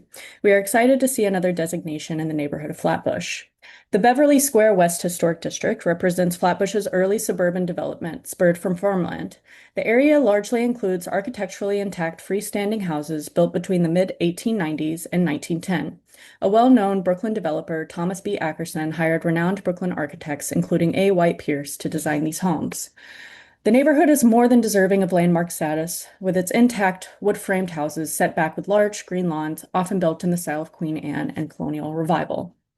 On another note, HDC is firmly on the record with the LPC as not agreeing with the proposed boundaries.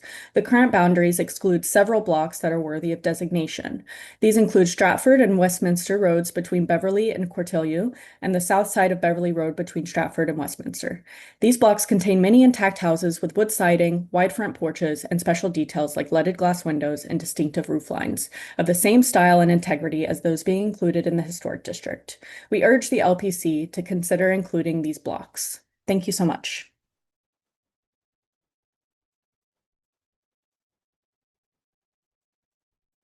Our next speaker will be Nathan B. Thompson.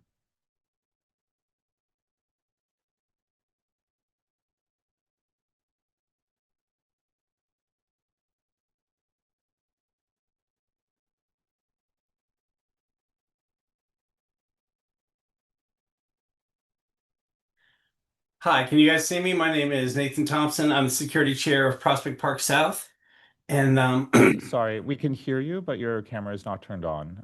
But you may proceed if you wish. I'm sorry. Give me 2 seconds to see if I can. If I can't, I'll back it. That work? We can see you. Okay, Yes. great. Hi. Hi, my name is Nathan Thompson. I'm security chair of Prospect Park South. And I first wanted to say thank you to the commission for doing this. And thanks to Rita Joseph for stepping up. We won't forget that. I arrived here 27 years ago, and I just came to express my solidarity today with Beverly Square West and Ditmas Park West because we're really not different neighborhoods. You've heard a lot today about all the different events they do, so I'm not going to go through all that stuff. I will keep under my time. But we're talking about neighborhoods that are 2 blocks wide or less. They're not different neighborhoods. Everyone I know in Victorian Flatbush neighborhood for the last 27 years understands how lucky we are and how special this area is. But they also, they also have an understanding of the role that we have. Of the role that we have, a greater role to play in Greater Flatbush. All the events we do usually involve bringing people in. You've heard about a bunch of them, but I'll just cite 2. One that didn't get mentioned at all, the annual cleanup day with FDC. It doesn't say Prospect Park South on the cleanup day. It's Victorian Flatbush, and we have a big party, usually in my backyard afterwards, and it brings people from all over. Additionally, you've heard about the Halloween parade. It brings upwards of 1,000 people. But the kids, and I was going to throw a photo in the chat, but it's locked, so I'll just describe it. And I'll just back off at this. Is the photo that the kids carry in the parade. Now we're changing it to an open streets, but to the gathering, which is still a lot of people from the whole area. It doesn't say Prospect Park South. The banner says Victorian Flatbush. And that's what I think we should do.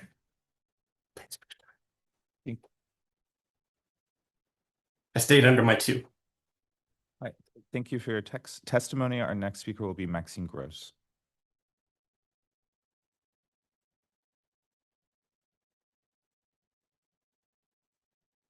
Hi, everyone. My name is Maxine Gross. I'm a lifelong resident of the neighborhood, with my family home being within the district on Rugby Road, and I currently live on Beverley Road. I am thrilled that our neighborhood is being considered for landmarking, and I want to just highlight, as a younger person who's been listening all day, that I'm so grateful and proud of my neighbors for loving our neighborhood so much. And what a privilege it has been for me and my 2 siblings to have grown up with such awesome neighbors in such a beautiful place. Yeah, I think that Beverly Square West is a really specific and special community in Brooklyn. And I think that that community is what helped me choose to live here as an adult and continue to invest in our neighborhood and local businesses. And I just want to highlight again all the amazing things that happen in the neighborhood, like Halloween and all the different house tours and art fairs and historic tours that make people want to spend time, live here, and invest in our communities here. Thank you very much.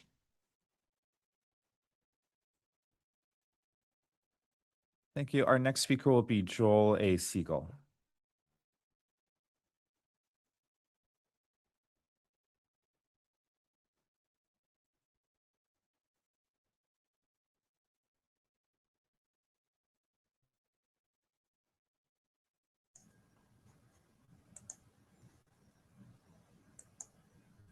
Hi, can you see me? Yes. Okay, great. I just want to reiterate what so many other people have said in support, and to thank all the people over several decades, more than that, who've contributed to this coming to pass, and it's really a great thing.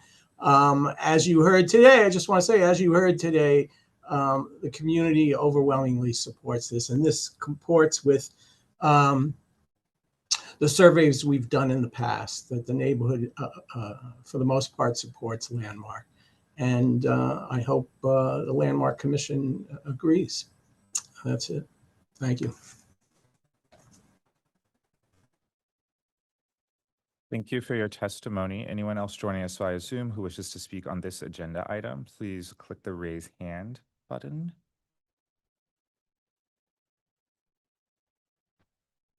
All right, our next speaker will be Iris Gross.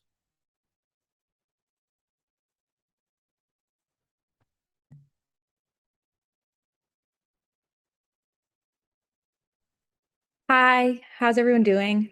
My name is Iris Gross. I am the sister of Maxine, who just spoke, and the daughter of Elizabeth Kazmarzik, who spoke earlier today. I think that what Maxine was saying really highlighted something so important about the neighborhood. I think that landmarking is preserving the neighborhood as a whole, but also preserving for the next generation. I currently live in the neighborhood, my sister lives in the neighborhood, and my brother still lives at home. I also live at home. Preserving and landmarking this neighborhood allows for us to continue living in the neighborhood in the way that we have as children, and fostering the community that we were able to grow up with. So I am a huge fan and advocate of landmarking the neighborhood, and thank you very much for your consideration.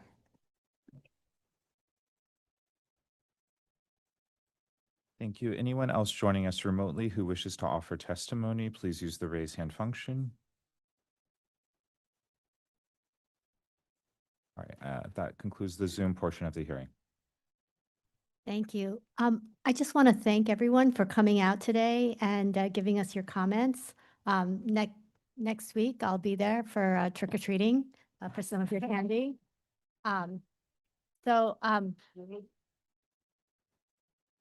I also want to say that there were some issues that were raised today, and the commissioners have heard you and will take it under consideration. And it'll be discussed and addressed the next time these items come up. Commissioners, did we have any questions? Okay, if not, I'm sorry. I think there's one more person who wanted to speak. I'm sorry. Just please state your name. Hi, good morning. Name is Brian Williams, resident of Ditmas Park West.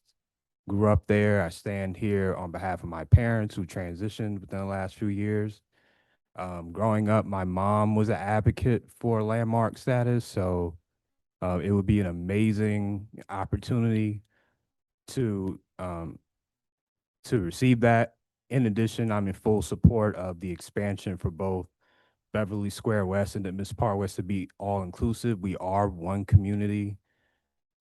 Growing up here was definitely a privilege, especially as a curious kid. You know, tried every food, talked to every kind of person. So just wanted to relay that, and also know that Sesame Street rolls along our neighborhood as well. Here's a picture.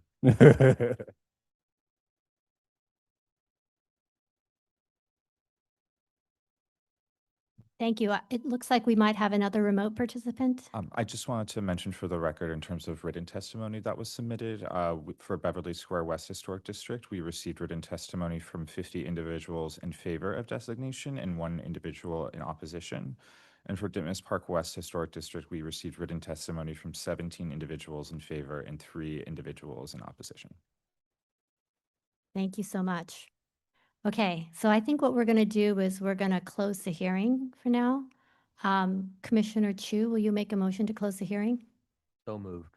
Commissioner Kimbe, would you second? Second. Okay, all in favor, say aye. Aye. Any opposed? Okay, the hearing is closed. So again, we're going to bring this item back in the near future, and we will let the public know in advance. Thank you. Let's move to the next item. All right, now we're going to move back to the Preservation Department's public hearing agenda, starting with public hearing item number 3, LPC 25-03952. This is an application for a binding report. It's in multiple boroughs, block lots. It's Macomb's Dam Bridge, originally Central Bridge, and 155th Street Viaduct, individual landmark. This is a metal truss swing type bridge designed by Alfred Pancoast Bowler and built in 1890 to 95. And the application is to repaint the bridge.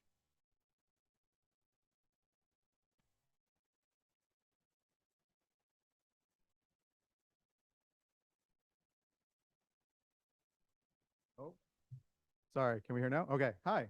Good morning. I'll start over. My name is Nick Petnati. I am Deputy Director of Urban Design for New York City DOT. Thank you for having me. I also want to thank the staff for working with us on this application. Thank you. It's an interesting one. So we want to sort of bring you along our thinking with regard to the repainting of the Macomb's Dam Bridge. So I will get into this.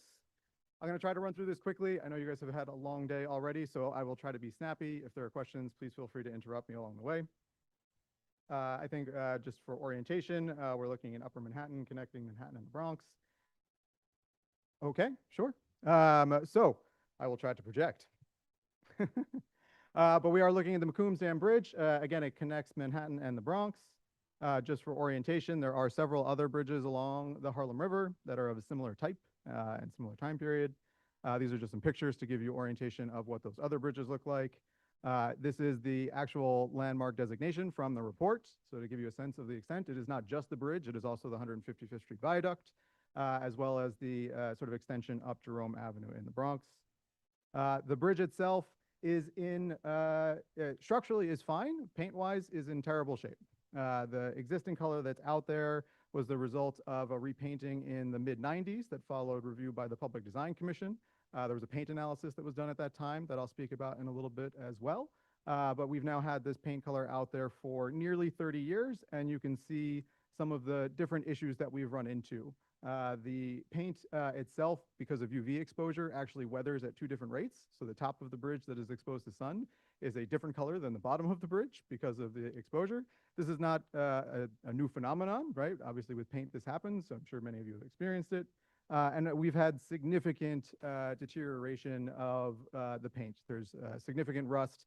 If anybody has been on there, this is just a sampling, but it's on the railings, it's on the columns, it's on the fence. It is a paint that is very difficult to maintain. That is why we are going to capitally repaint it. We don't do this with all of our bridges. It's a significant expense, and it's a significant investment in ensuring that the steel of the structure remains structurally sound, right? The rust is obviously not the greatest, but it is not a bad thing at this point. That is why we're coming in to repaint it. In terms of our proposal, we are looking to paint it a Munsell gray. This is similar to the colors that you see on the other Harlem River bridges. It is one of DOT's standard colors. Again, we will get into some of the history of the colors in the next couple slides. Before then, I do want to point out that in the designation report, much of the focus on the landmark description is on the structural and ornamental elements of the bridge. Nowhere in the designation report does it actually mention the original paint color. It's not something that seems to be called attention to. Actually, the only mention of sort of the aesthetic representation of it is a painting by Hopper that is in the Brooklyn Museum collection that we'll show you, which actually is one of the things that caused more confusion for us on the paint color. Again, here's just some of the sort of highlighting things. All of these elements will remain. We are not changing or altering the structure of this bridge in any way. It is just a repainting project. As part of the 1995 approval, we did do a paint analysis. We'll show you some of the results of that. The original color per that analysis was this kind of brownish yellow color, not the color that the bridge is today or that was approved in 1995. That was actually a subsequent paint scheme. This is the Edward Hopper painting that's in the museum. Again, shows a gray tone. And this was one of the things that we sort of came across in our research that was interesting. This doesn't actually show up, or this kind of gray doesn't show up necessarily in the paint analysis. So it's something that is a little confusing, challenging for us as an agency, but obviously a really important sort of historic point. This was from the 1930s, certainly in line with the color that we were looking to propose. But again, not in that paint analysis, at least not fully for the main portions of the structure. In the following, or the sort of the paint that it existed just before the current, was this blue color. And there's actually a funny New York Times article, or I think it's funny because I'm too into the weeds on this stuff, but there's a New York Times article from the 1970s where the Design Commission, the Art Commission at this time, debated the color of the bridge in terms of what it should have been painted back at that point. Some were for this color, some were against, some were not for colors for bridges in general throughout the city. It's in the appendix. I highly recommend you take a look at it. It's just an interesting window into the design review process back then. But it was painted this Yankee blue to sort of be an ode to Yankee Stadium, which is obviously just on the other side of the bridge.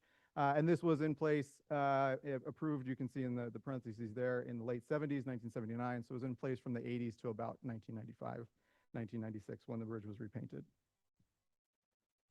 Again, PDC ultimately approved this color, the color that is out there today. This is a sort of a pale yellow white in 1995. This was the recommendation from the paint, one of the recommendations from the paint analysis. This was sort of the second color that it was painted according to that analysis after the original yellow-green. So I think you could see the bridge has had a number of color schemes over the years, and something that we've tried to sort of take into account. This is just a little bit more detail on the paint analysis that was done. We have provided this to the staff, that you could see where some of the samples were taken from on both the bridge itself as well as the ornamental details. Here is the full sort of history of different colors as it was painted over time. So this has had a legacy of changing colors, if you will. And there are examples of the color or similar color to what we're proposing on a number of portions of the bridge, mostly the ornamental ironwork and some of the lattice work, the lamp posts, the pavilions. So something to keep in mind. Again, ultimately, from a DOT perspective, I want to be clear, the existing color that it is obviously not one that we can maintain. It's not one of our standard colors. It's why it has turned into that kind of rusty condition that exists currently. The Munsell Gray is something that we can maintain. So even though we have to expend this capital resource now to repaint it, the color, if we are able to move forward with the Munsell Gray, is something that we can then continue to maintain over time, so it won't get to that deteriorated state. And is something that we think is also in line, at least with the Hopper painting, so there is a historic reference there as well. Again, we wanted to have this conversation openly with the commissioners. We understand the importance of the paint analysis. We wanted to make it clear some of the constraints that we have as a city agency in taking care of almost 800 plus bridges in the city, and really appreciate your thoughts and comments on this proposal. And with that, I will open it up. Thank you. Commissioners, any questions? Commissioner Ginsburg and then Commissioner Jefferson.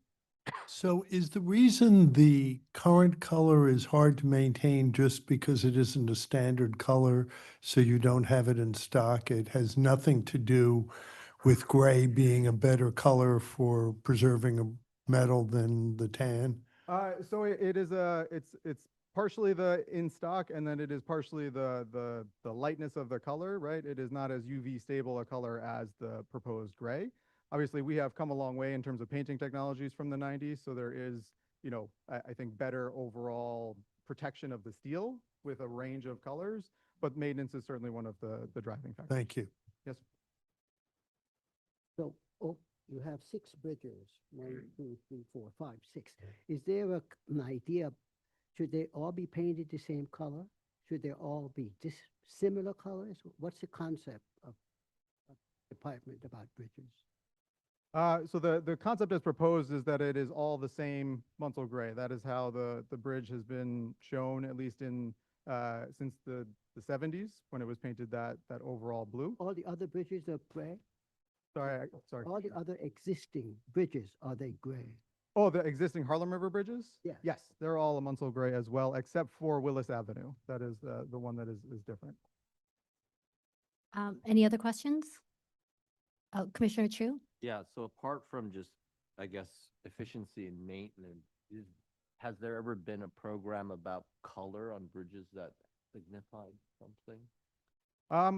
As far as I'm aware, like, you mean like this color means it's Well, a particular the kind grays of thing? tend to be a little bit more downplayed in the city fabric and view. Yeah.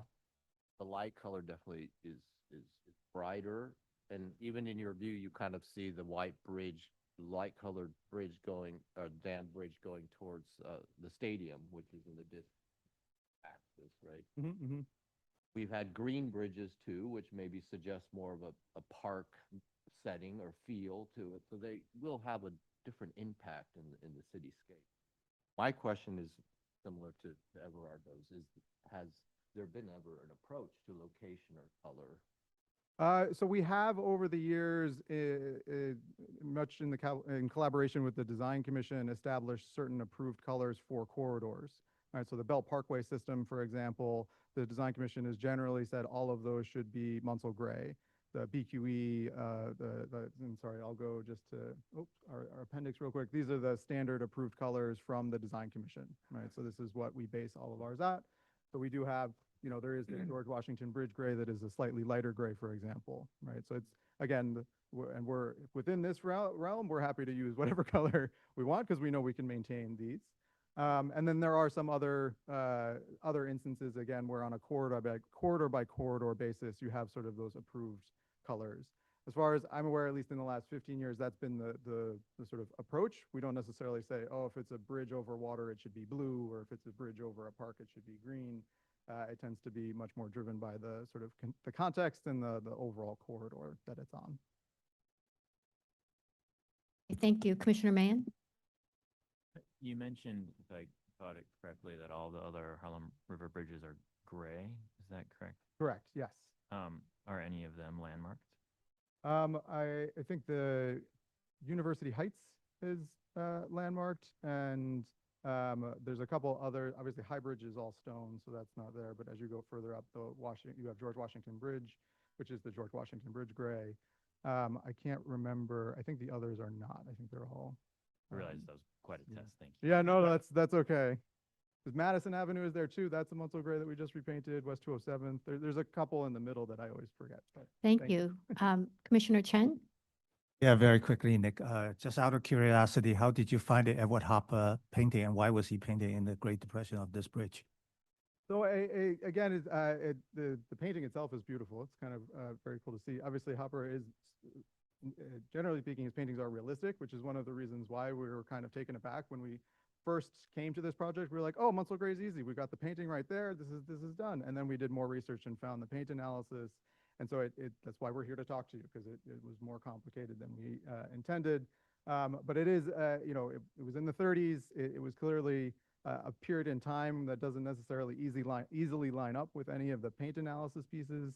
So it felt like an important sort of point. It is also the only thing that's mentioned in the designation report from the commission is the Edward Hopper painting when it comes to its sort of portrayal. So we also thought it was significant on that front. And the reason why you chose not to go with the George Washington Bridge gray is what? Actually, much of the reason is driven by that painting, and that seemed to be a darker gray that we felt was historically appropriate. But again, if we wanted to keep that lighter feel, the GW would be also viable. I see. Thank you for the clarification. Yes, thank you. Okay, thank you. Let's go ahead and move to public testimony. We have Jeremy Woodoff, who has signed up to speak on this item.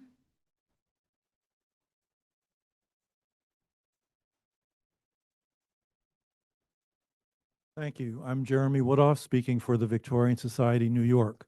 But before I read my testimony, there are two things I have to say. One is, of course, the designation report didn't talk about color, since at the time it was written, the bridge was painted in obviously not a historic color, bright blue. And second, the paint analysis hadn't yet been done. The second thing I want to say is that when this bridge was restored in the mid-90s and repainted, it was this commission, the commission and the staff, that worked very closely with DOT on the designs for the restoration and the paint color. It was not PDC. PDC agreed with the decisions that the commission made. So paint was very much a part of the restoration of the bridge at that time. We were startled to read that the Department of Transportation seems to be blaming the bridge's paint color for the presence of rust, rather than the fact that this steel bridge hasn't been painted since 1995. That's 30 years ago. We were further disturbed at DOT's statement, seen on slide 20, that the proposed gray color is related to its commitment to continuing the long-term viability of an architecturally historic structure. Is DOT saying if it doesn't get the color it wants, it won't commit to maintaining the bridge?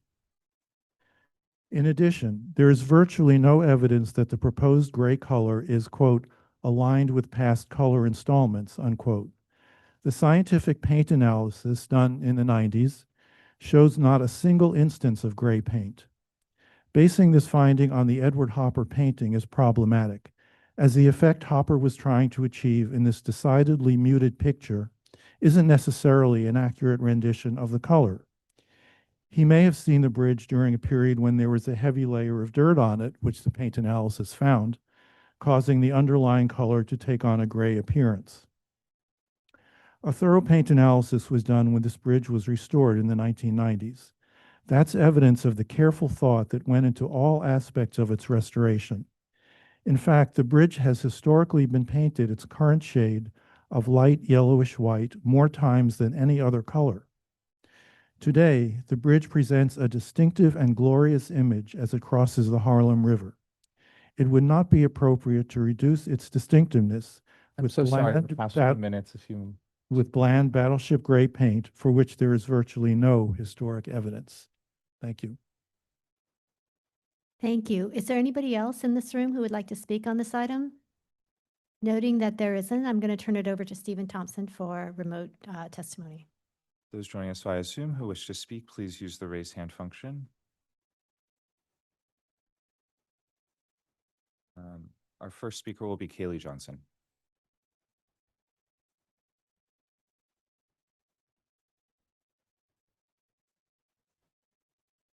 Hello, Commissioners. My name is Kaylee Johnson. I'm speaking on behalf of the Historic Districts Council.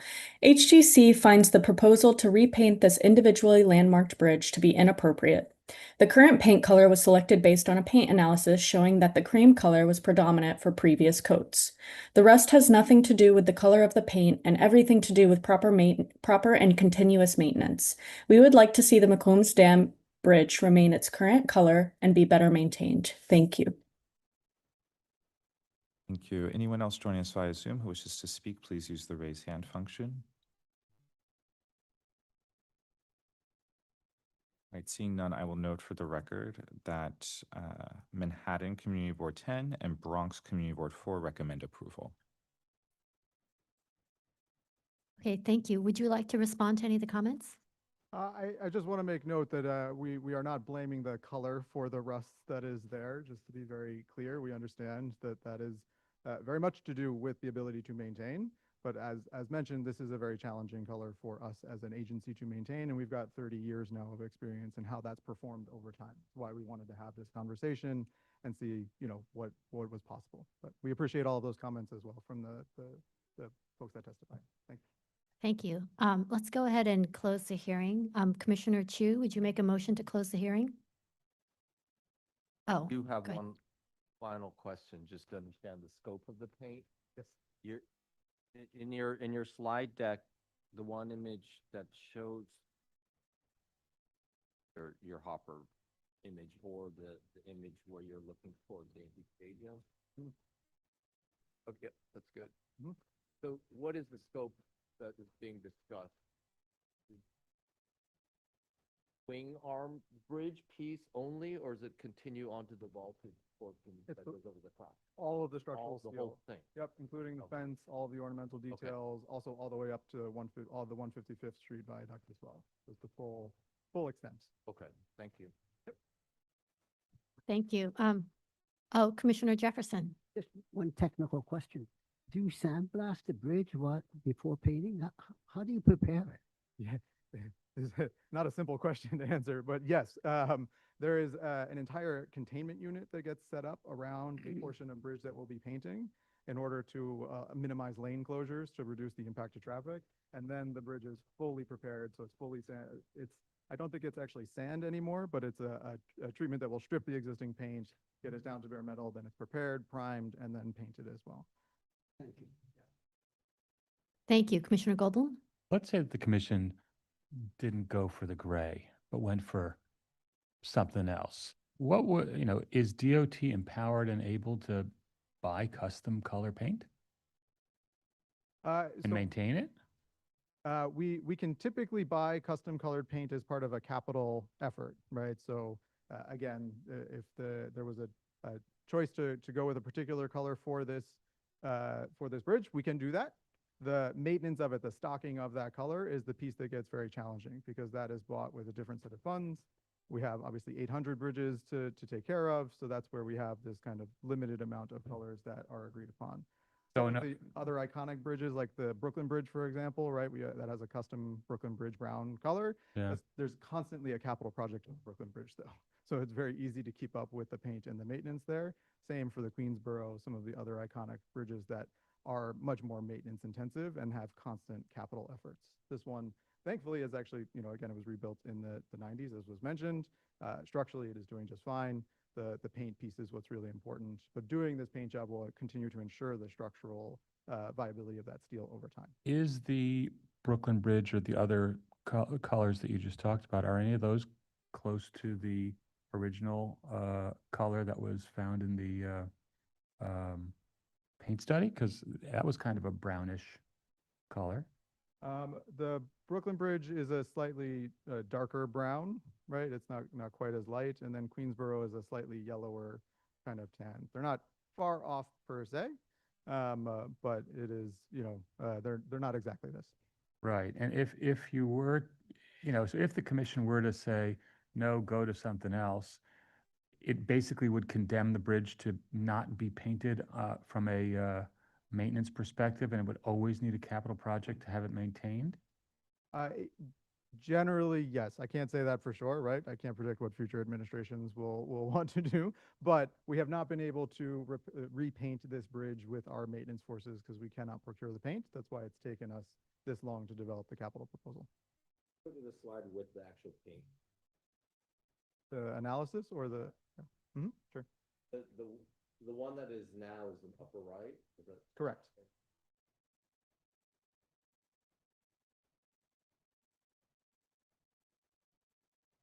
Have it also on the bridge for 10 years? No, the 10YR is the color original. coding. Oh. It's just the initials. It's not a time thing. Sorry. But One of the layers. correct. It was one of the layers. The 6.2, this was the light grayish. So this was just after the sort of light yellowish brown. Point is that these are the analysis, but the colors that you would like to see are none of these. Where's your other slide that shows? The standard gray. Yeah, this one, this is not in the deck. Sorry, it's in the appendix. Oh, it's in the. Yeah, yeah, yeah. Apologies. But yes, that's the crux of the issue. You're right on it. But the Brooklyn Bridge colors. Correct. No. The Brooklyn Bridge is a custom color as well, but again, because that's capitally being rebuilt all the time, it's a lot easier for us to do that. If we said go for one of the other custom colors that is in use in the city, would DOT be able to tap that source for cap for maintenance monies for this bridge? That would make it a lot easier for us, yes. Thanks.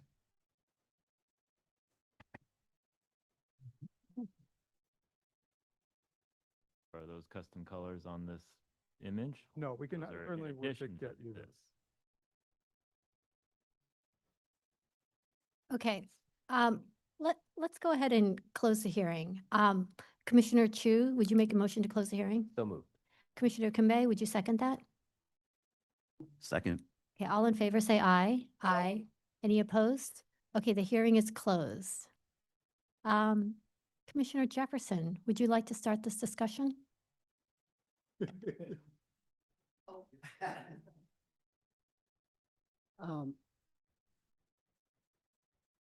agree it should be painted with the color. When I looked at this last night and I saw the painting, I said how beautiful that was. Let's go gray.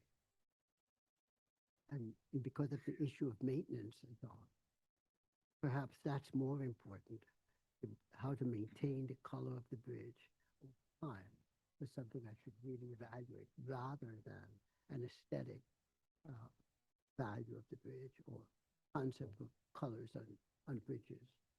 So I'm leaning towards the functional part, this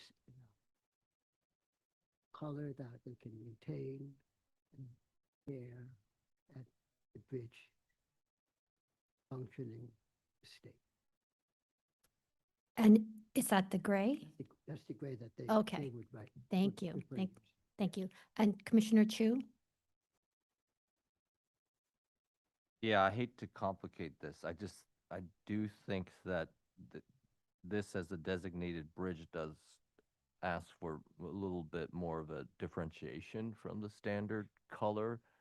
So that discussion we were just having about other colors that we don't know what they are, but I would like to see that because I would like to make this a process that's easier for the city to achieve. I don't want to create challenges, but at the same time, it is a special bridge. It is, from what I'm reading about it, it is the oldest metal truss swing arm bridge in existence are currently operating. So maybe it isn't just like all the rest of them. It's designated. So I do think that there was meaning behind the color that we have now. It was a color that was prescribed by this commission, I guess, in '95. And I do think that there are other colors that are probably easier to achieve or to acquire that would be more similar to this. A dark gray and this light color have a very different impact in the city skyline. And I think that there's a reason we had it here. It was asked for. It was specifically determined, the color. And I do think it demands something special, a little different. So are you suggesting a color? I would like to see what a color that would be more similar to the existing color is one that the city is able to obtain. Yes. Okay, thank you. Commissioner Kembe? Yes.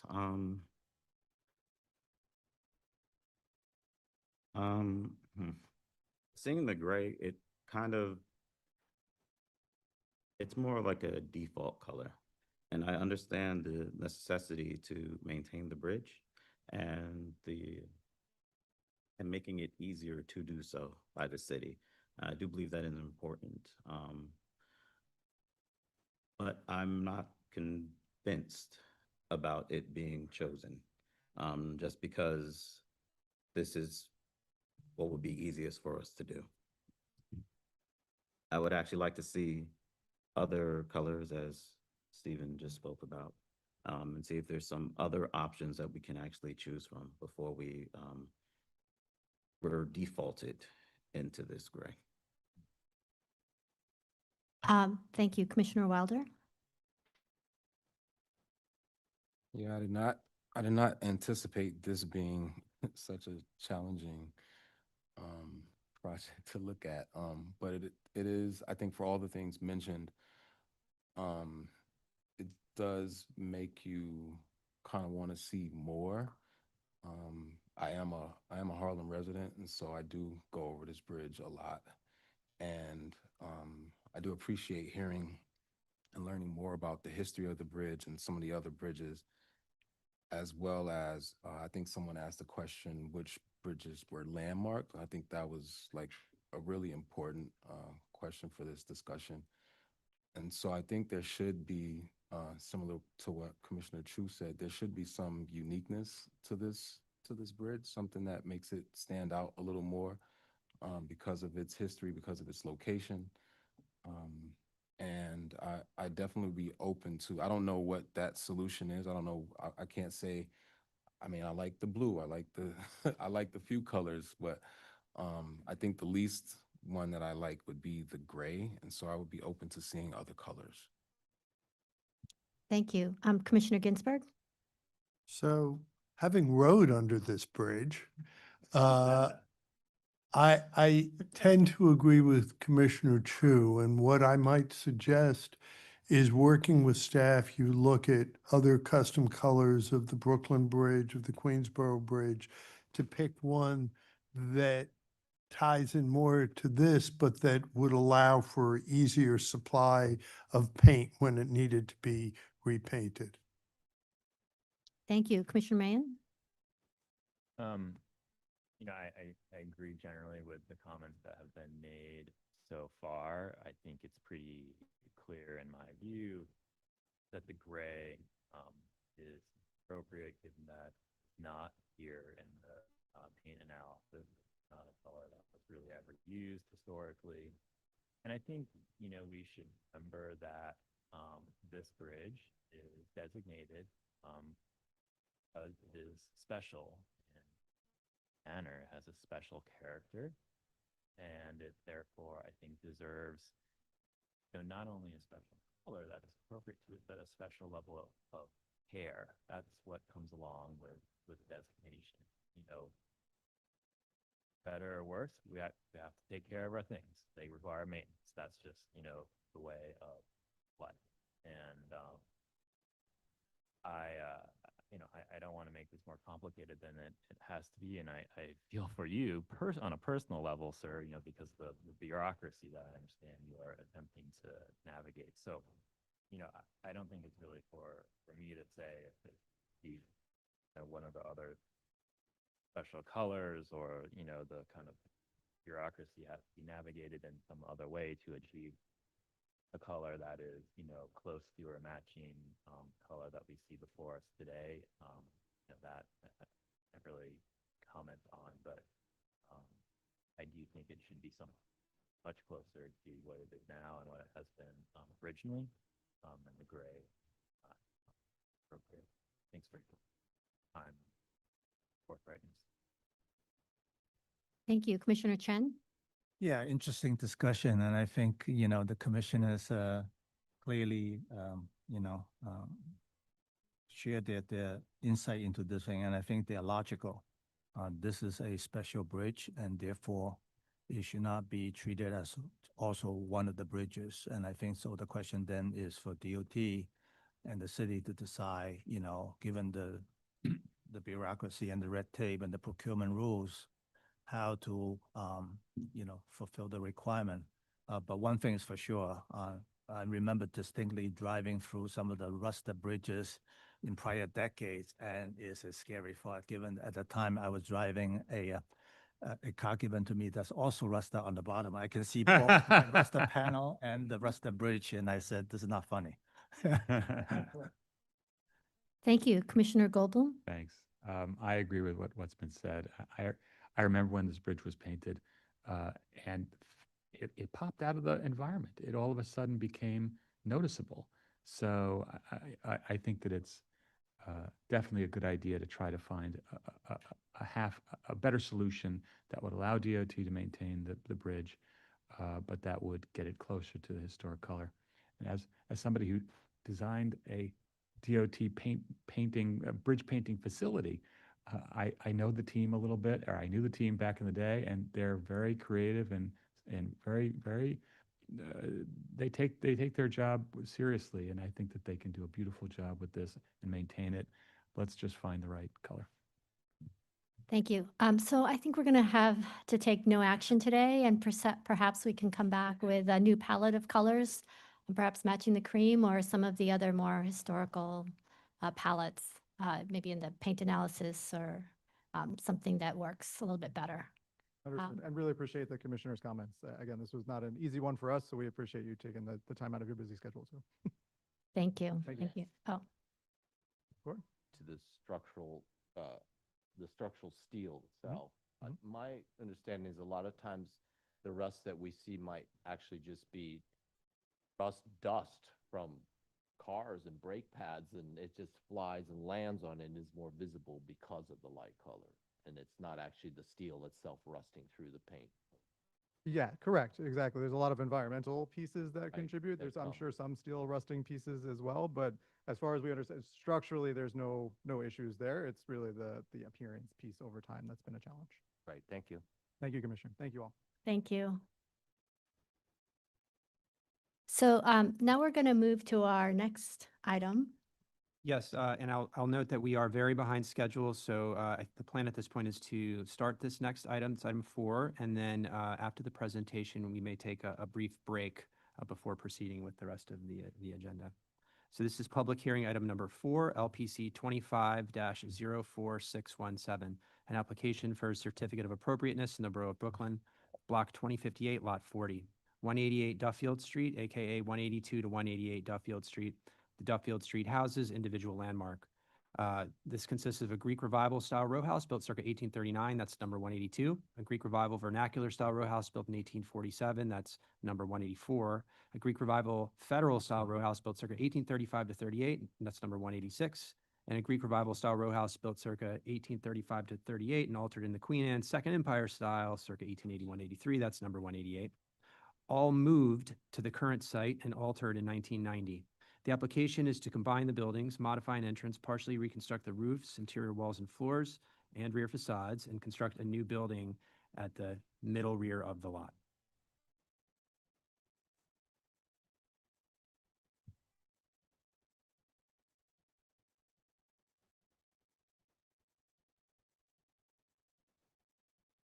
Good.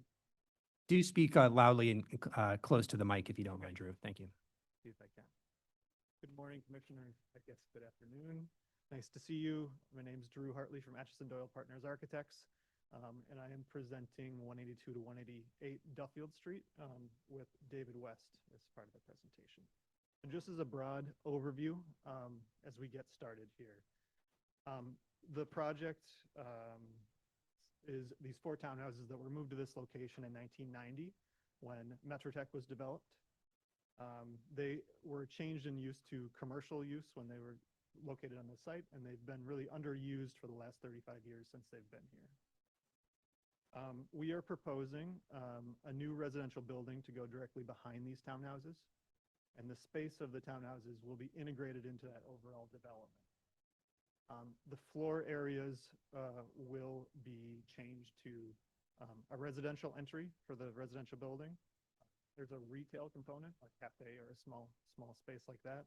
There's space for community facility, and then some of the floor area in the townhouses also for amenities for the residential building. So we are restoring the facades and having this adaptive reuse to these buildings that really have been underused, and we're giving them life and giving them a use for the future. Today we're here to explain to you how our proposal is sensitive to these landmarks and how the modifications are appropriate on this site. So I'll go through the site history and the townhouse history, the townhouse restoration and modifications, some precedents that Landmarks has approved before, and then the proposed building. Okay. This is the site. This is downtown Brooklyn. It's adjacent to Metro Tech. And downtown Brooklyn was rezoned in 2004. It's where some of the tallest buildings in the city exist today. And certainly the tallest buildings in Brooklyn exist right next to the site. Our 4 townhouses are in this context and kind of out of context with current development. The development of this block has seen an evolution. So the development of downtown Brooklyn historically, the map in the upper left-hand side is 1855. Development in downtown Brooklyn happened with churches or places of worship and houses. You can see there's a church on the block in 1855. And for context, these townhouses were all pre-1855. So they were 1835 to 1847 are the townhouses that we're talking about. So they're in this context where there's a religious building and residential development around those religious buildings. So you will see as time goes on, that continues through the 1904 map. Now we have a synagogue and a church on the block, but we still have residential scale development. As time continues, the 1941 map, we start to see larger buildings. The New York Telephone building directly behind our site is a Ralph Walker building. It's an individual landmark. It's a much bigger, taller, bulkier building.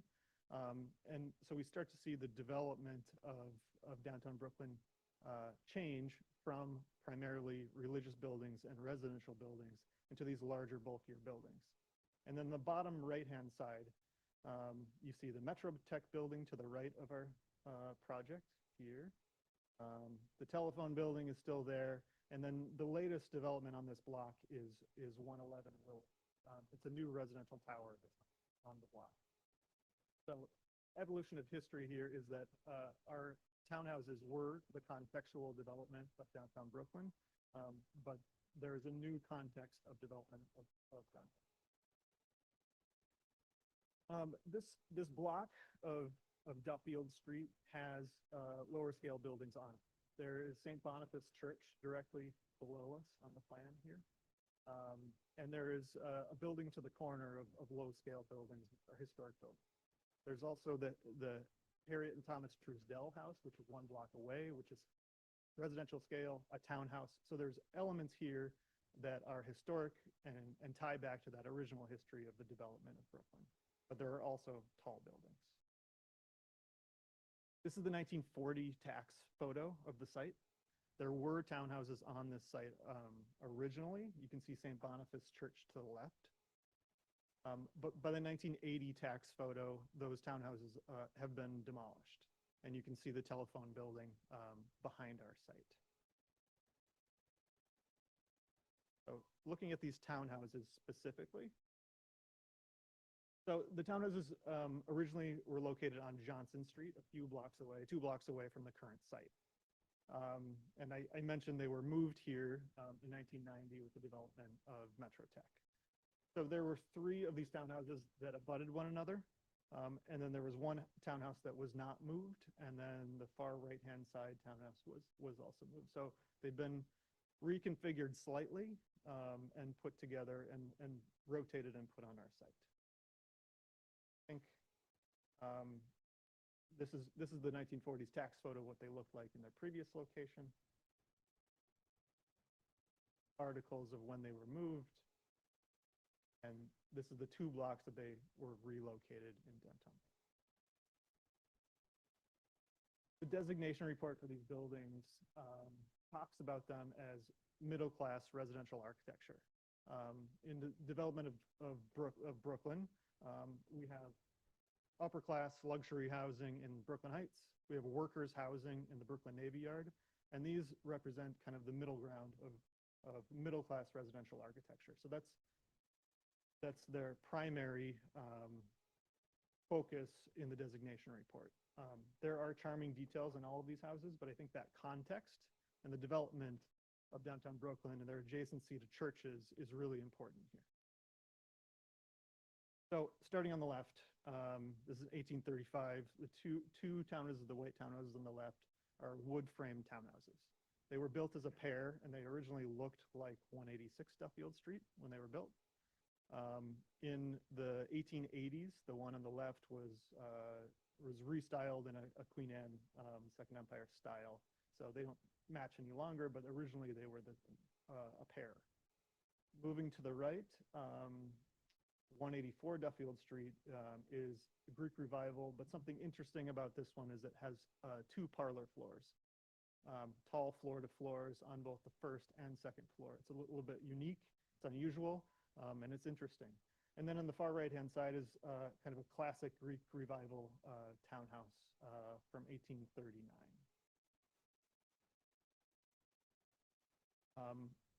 So the details and the historic qualities of these buildings are fantastic, but their context and telling the history of the development of downtown Brooklyn really is the point of them, and that's shared in the designation report. So their adjacency to St. Boniface Church here to the left of them, other low-scale buildings, is really important to their assemblage.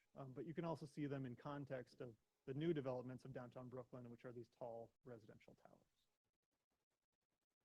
Okay, so we are proposing, as part of this project, restoration of the townhouses. It is a first-class restoration. There are many components that have seen better days. In their 35-year history, they need repairs. So it's not just repairs, but it's bringing back some of those historic elements of the building that we have photographs of, is what we're proposing. So they fall into the categories of, we're going to do window and door replacement. The metal work, really primarily the fences on the street are very simple right now. We're going to go back to the historic configuration of those fences. Masonry work will be repointed with appropriate pointing, and woodwork, cornices, and a lot of the woodwork will be patched and repainted, brought up to a first-class condition. We have both the 1940s tax photos of these buildings, great evidence of operable shutters, which are the existing shutters on the townhouses are not operable, stoop details and fence details that we're going to bring back. And these are even, more detailed photos on divided light windows, the handrail details, and those are the types of details that we plan to bring back to this building. Fence details you can see on the bottom left is the simple picket fence there today. We're proposing to go back to the historical patterned fence. The interiors of the houses have seen better days. To be clear about this application, these townhouses are being integrated into the overall development, which by building code, they need to be built out of fireproof construction. So floor structure and structures of the roofs need to be rebuilt. However, we have these details, and we plan to incorporate details like this into the new. So it's just 2 photos here of recent restoration efforts of the front porches. You can see the before on the left, they were really in bad condition. And on the right, using the photographs and skilled craftsmen, we've brought them up to much more appropriate. There are pieces of this that weren't restored, like the front doors, but the porticos and the entry here is brought back to the.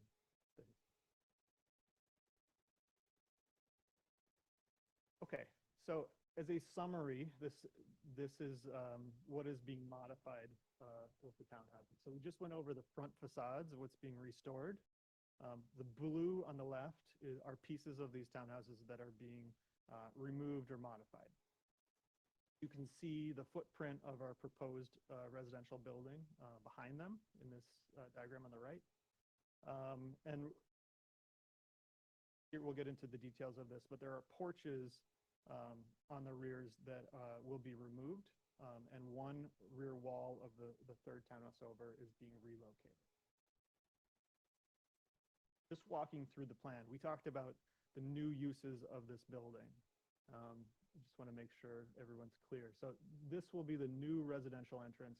You'll come through 188 Duffield Street and into the new lobby of the residential building behind. There's a retail space just to the left of it, a cafe. And these 3 townhouses are being opened to one another and ADA access is provided so that it's a larger footprint and we can have more uses for that space. One of the challenges of using these buildings as commercial buildings is that they were very small footprint and they were limited in what we could do. So these modifications on the inside allow for additional. This is the rear yard. The two additions you see in white siding, we are proposing to remove. We have done probes, but these are modern framing additions. They're not original to the houses. The addition on the far left has some elements that are historic and some elements that are new, such as plywood. But see these additions in the rear yard as newer additions, and we're going back to the historic footprint of these buildings. So a diagram again of what is porch and what is the rear wall. The two on the left, the historic rear wall placement is retained. 184 Duffield Street, that rear wall is being rebuilt in a new location. And 182 Duffield Street, the rear wall is retained in its. Some of the exciting things is that these interior walls that have been protected by the porches have great evidence of this historic details, historic windows, profiles, and we're planning to use that as part of the project, as far as the details are concerned. And then these are a couple photos of the probes showing modern 2x4s in the two middle porches, and then rough cut 2x10 framing and plywood. So it's a mix of old and new on the far. As I mentioned, we're connecting some of the floors on this project so that we have a larger footprint and it can be used for more uses. But this diagram shows floor levels that are being moved. So 188, the entry to our new residential building, the floor will be brought to grade, so an ADA entrance can be brought into these buildings. As we cascade up and then over to the community facility space, these are existing floor levels are different, so we're ramping on the inside to get to those different floor levels, and we have an elevator that provides ADA access to the far right. And then second level will be amenity spaces for the residential building. It is connected through the new elevators of the residential building behind. And both of these will be combined. There are floor levels moving and being reconfigured so that these. This is a rendering of the proposed entry at 188 Duffield Street. Porch with steps, that sill is being dropped for at-grade access to this and primary entrance into the building. You can also see changes to the iron fencing and those historic details of the operable shutters being brought back to these buildings. In Axon, you can see visibility through these buildings, through to the residential lobby beyond. That amenity space is on the second floor here, so that's amenities for the residential building. And then it's a 2-story, 3-story lobby of the residential building behind. Important thing here is that we are retaining the historic Duffield. 3 out of 4 of the townhouses were retaining their original. Elevation of the rear yard. Ready, and then the rear facades of this building will be displayed as like the 4th facade of the residential lobby. Footprint, their details and the materiality. They do need to be rebuilt in fireproof construction, but their footprint and the essence of these buildings will be. There's a bridge there that gets into the amenity space in the second floor of the townhouse.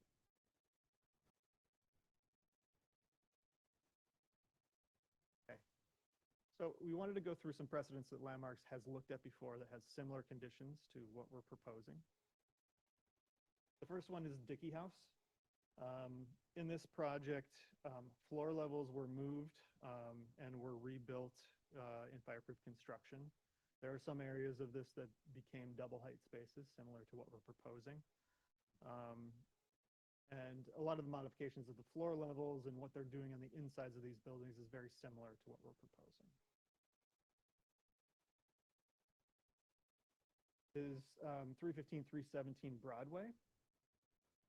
It is a historic building where the rear of this building was removed. 40 feet of the rear of the building were removed and 20 feet of it was rebuilt. And the new residential development encroaches over the back of this building. So there is precedent of projects that have this type of alteration and have been deemed appropriate on an individual landmark. Gansevoort Market Historic District. This is a prominent example of kind of a building behind a building. Proposed building here really blends into the skyline.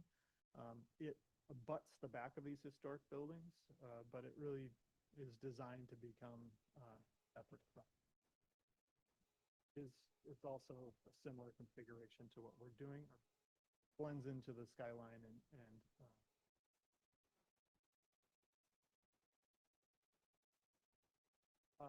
251 to 253 Fifth Avenue is also a new residential development that's built on top of this historic landmark. Axon and the section are very helpful to see how far that new development is set back from the facade. And from the street, you don't perceive that this building sits on top of the landmark. You see it receding into the skyline. Our development is very similar. You perceive our townhouses from the street, and our new building really recedes into the sky. And then the final precedent of landmarks approved buildings is the Rizzoli-Coty building. The bases of these buildings were combined into one building. The rears of these buildings were removed, and a new residential building was built essentially in the rear yard. So facades were restored, and as they present to the street, very much historic buildings and retain their character, but it allowed for development, substantial development in the rear yard. Much taller than we are proposing. So I'm going to hand it over to David West to talk about the new building, and I'll come back at the end.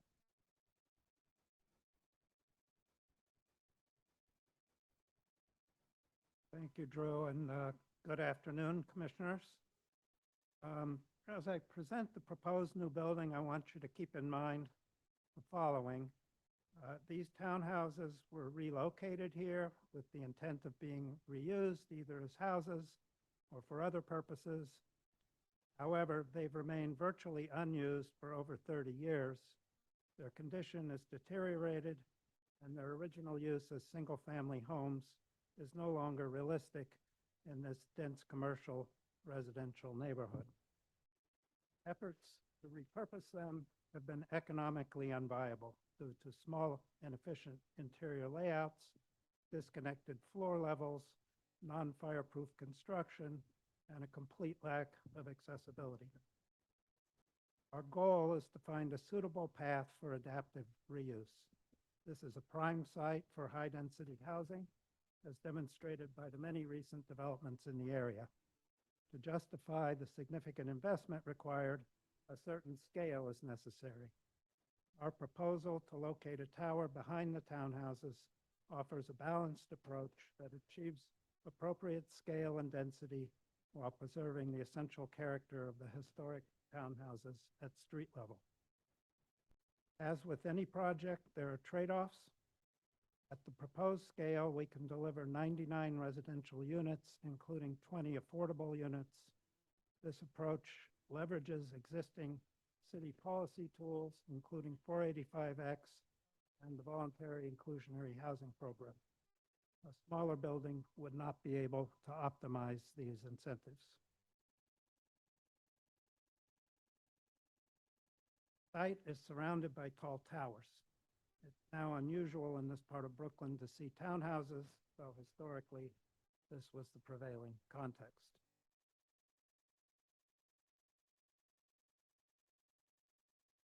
The overall scale of the massing sits well in the broader high-rise context of the neighborhood. While a little taller than the New York Telephone Building, which sits behind it, it remains shorter than 111 Willoughby Street, 4 Metrotech, and numerous other nearby towers.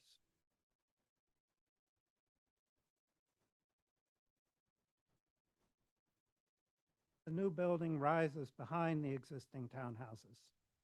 The design treats the historic townhouses and the new tower as independent yet connected, two distinct components in dialogue, each with a clear and legible presence.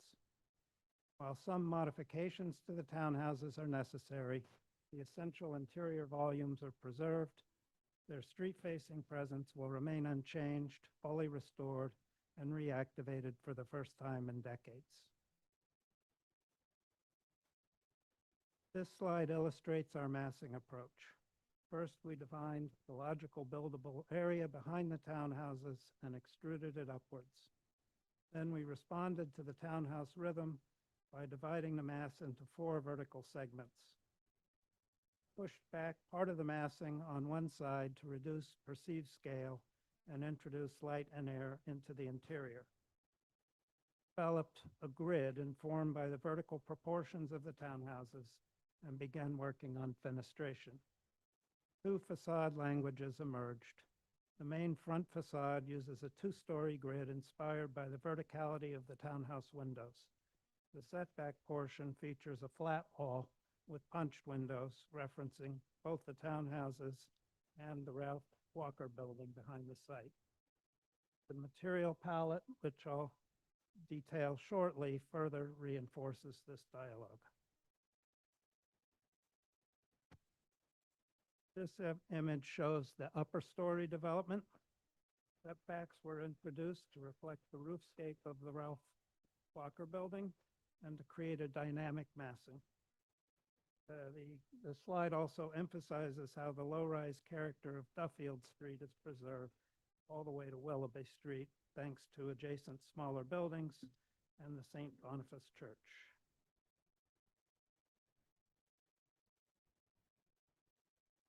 This diagram shows the block's street wall conditions. There's a continuous street wall along the street line, except at the townhouses, which are set back 15 feet. That setback reflects the original condition of these houses when they fronted Johnson Street and maintains their relationship to the street. As you can see, the site is framed by St. Boniface Church to the south and 3 Metrotech to the north.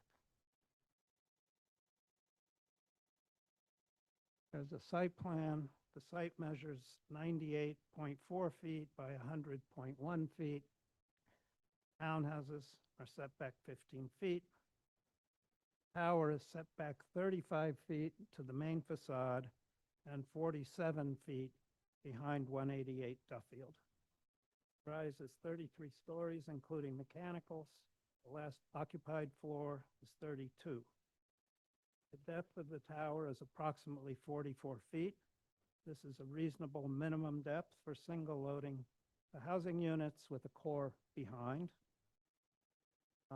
Behind the tower is a 20-foot rear yard, which is continuously open to grade. This meets the legal minimum rear yard in this zoning district.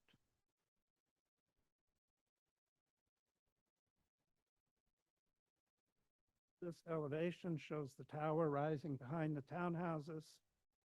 Massing respects the townhouse rhythm with a 4-part vertical subdivision.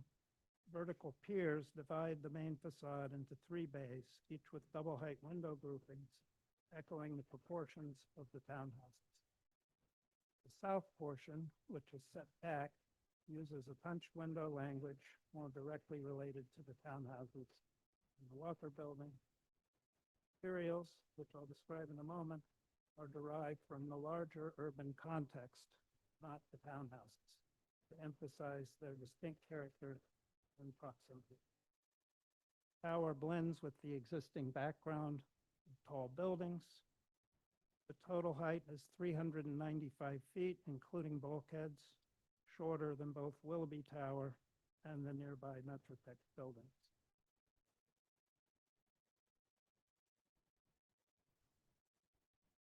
This is the south elevation. This lot line facade uses the secondary punched window design. Many of these openings are blind due to the lot line, but we preserve the rhythm and scale of the front facade. This elevation is visible when walking up Duffield Street near the church, but is largely hidden from other vantage points. Owing to materials, brick is the primary material, a warm buff tone similar to nearby Walker and Metrotech buildings, but slightly lighter to let the townhouses stand out.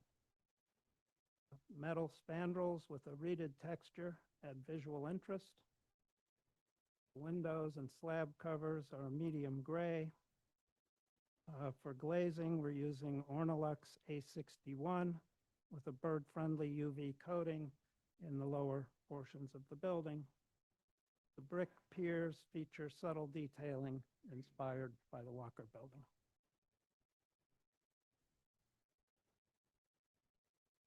This view shows sections where the townhouses meet the tower. The townhouses remain intact and are nested into the tower base. For code purposes, they're all treated as part of a single building. Our approach includes reclassifying the wood frame buildings as fireproof structures. This will require replacing roof and wall framing with non-combustible materials.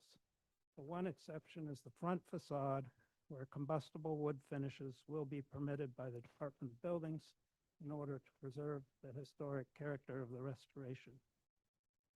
This reclassification is critical to the success of the project. If the buildings were to remain non-fireproof, the tower would need to cantilever over the townhouses. We explored this option extensively and determined that a cantilever would have to begin well above the townhouse roof lines, resulting in a much more prominent and intrusive visual impact from the street. In addition, we would face significant restrictions on the number and design of window openings, particularly in the first 60 feet above the townhouse roofs, making it difficult to create an appealing and contextually appropriate facade in the most visible portion of the building. This is a detail that shows how the new structure ties into the townhouse roofs. It occurs behind the ridge line, avoiding the need for cantilevers and preserving both aesthetics and code compliance. Here you see the ground floor plan. The tower's lobby and core sit behind the townhouses. 188 Duffield acts as a primary entrance with views to a landscaped rear yard. Accessibility was a major focus. We have ramps from 188 to provide entry to the other townhouses. An elevator behind number 182 serves the upper townhouse floors. There's also a bridge, a sky bridge in the lobby, which Drew mentioned, to get to the second floor amenity. The townhouses retain their party walls, but have been opened internally to allow for better function. Proposed uses will be retail, community facility, and residential amenity on the second floor. Tower's core is at the rear. A small side yard at number 182 offers service access and egress. The rear townhouse walls form one side of the lobby, creating a visible connection between old and new. Here you see the second floor, which really the story here is about accessibility into the townhouses. You see the sky bridge that crosses the lobby and the elevator that provides access to number 182, second floor. There's a mezzanine, also accessed from the elevator.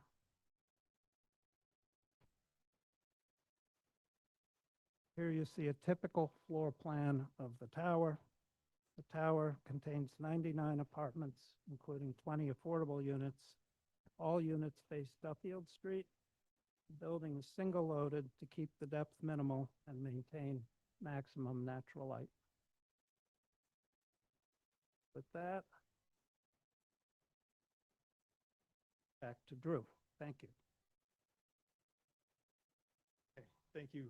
We are almost there. We're going to get into street views to see how this impact of this building looks on the street. So existing street view here. For context, we have Metro Tech to the right, the telephone building behind, St. Boniface Church to the left. Our proposed building uses a lot of the same materials as David talked about, and I think is contextual with the backdrop of what this building already has. As you go up and down the street, you lose visibility of the new tower pretty quickly because it resets back from the street. But what you do see still is the presence of these townhouses next to St. Boniface Church, and their scale is maintained on this block. Direction, Boniface in the foreground, headed towards the corner. There are these two buildings on the corner here. We can see them. There's the deli. But all of this kind of creates a mini historic district, which we really like, we're excited about, and should be preserved. As you get further away from the building, the tower really is not visible. It is visible from other views around downtown Brooklyn, but it blends in well with it.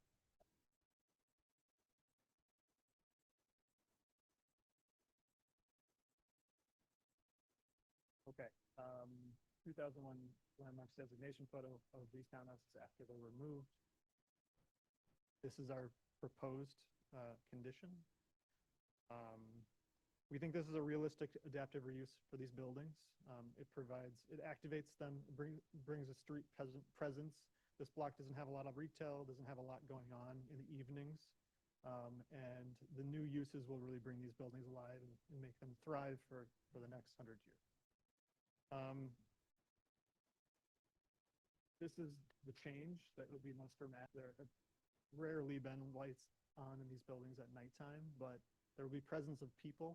I feel this is a viable adaptive reuse of these townhouses.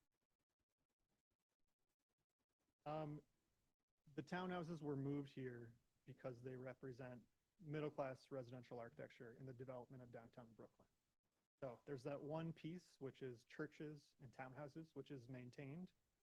And now we have a new context of middle-class residential development in downtown Brooklyn, which is tall buildings. So we have that behind. We think it's a dialogue of these two buildings together and telling the story of the development of Brooklyn. Thank you. Commissioners, do we have any questions? Commissioner Goldblum? Yeah, I mean, in the presentation, you had said that the reuse of these buildings as they are is economically impractical. Can you help me understand that a little bit better? Residential units in this neighborhood, a one bedroom goes for $1 million, 3 bedrooms go for double that. Why is this, why won't that work with these buildings? Well, I think I'm the one that said it. Obviously, if it worked, it would have been done. They've been sitting there for 35 years.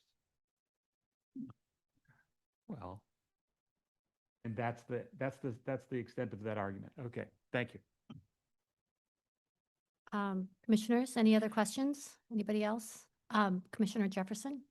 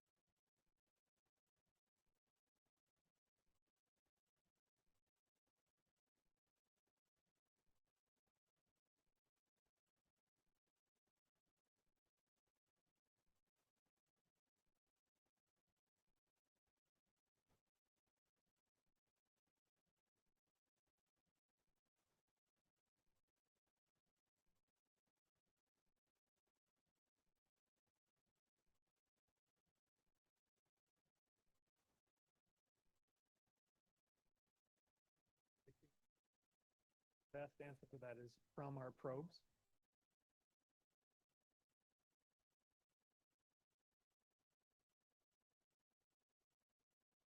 Yes, the yellow has changed.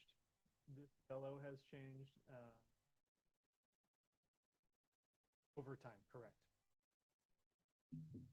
And the yellow on the far right is rough wood, which indicates that it's probably in the 1920s. Whereas the other two are much more modern. Commissioner Chu? Can you go to slide 51?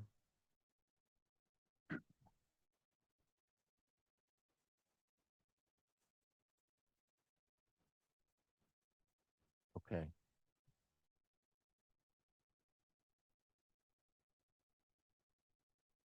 This is to scale so that the four houses in depth are literally squares almost, right? The three on the right, because there's a cantilever over them. I guess It's not a cantilever?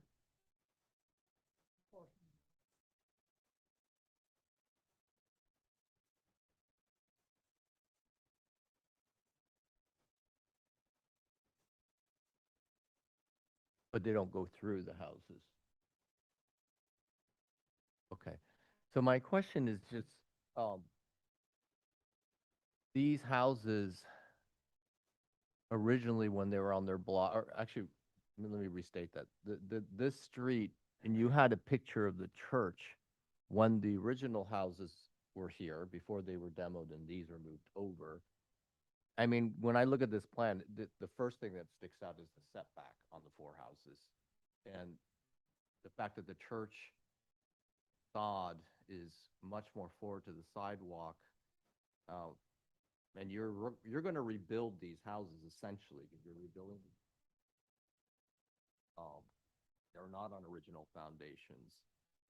And I think one of the obvious things that is challenged here is how compact you're sided. And the proximity of the townhouses below against the tower. Did you ever consider moving the houses again to the street front and creating really the original condition? Sidewalk, facades, continuous. The fact that it's set back and then you're building a tower so close in its front facade to the front of the townhouses impacts this issue. Problem with if the townhouses could move forward, that looks like that's a lot. That is a lot, and that would impact your perspectives in the sense of the tower not actually driving through the townhouses, but living behind it. Current configuration of the townhouses on the site, we believe was done intentionally because they had front yards when they were on Johnson Street. However, you make a very good point that the context of townhouses on this site never had front yards. So it was a choice that was made when they were relocated. I think bringing to the street does exactly what you're saying, is it could reduce the impact. You didn't look at that as a scenario, but you think that could help this case? out early on, but maybe our priorities weren't correct. I think we thought that the most important thing was to maintain the essential character of these townhouses, which always were set back from the street line. That position as well on this block, so we felt that was.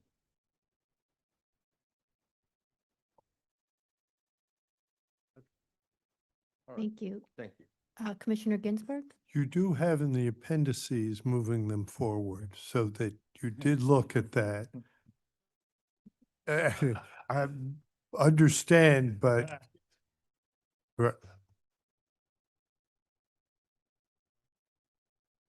That up as an option at this point. It hasn't been studied carefully enough for that. We would have to go back and visit that. Pretty dramatic change of concept. But if I understand the conditions you're dealing with in this tight site, the proposed tower cannot move north anymore because you need the dimension from the rear building. And your lot line is at the line of the church wall. Okay. That's correct. Okay. Thank you. Commissioner Mayen? Talked about the condition of the front yard at the Johnson Street location. Do you know what the character condition of the rear? Was there a rear yard?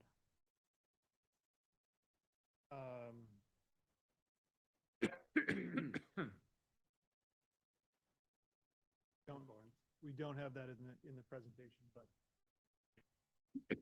I guess the quick answer is I don't have it to show you, but we certainly find it. One interesting thing though, 188 and 186, the clapboards on the rear of those buildings is on plywood. So these buildings have already been rebuilt with modern. Thank you. Commissioners, any other questions? Okay. So we're actually running a little bit behind today. So what I'd like to do is maybe take a 15-minute break so that the commissioners can have lunch, and then we'll come back and do public testimony, if that's okay. So it's 1 o'clock right now. We'll come back at 1:20 and then resume with testimony. Thank you.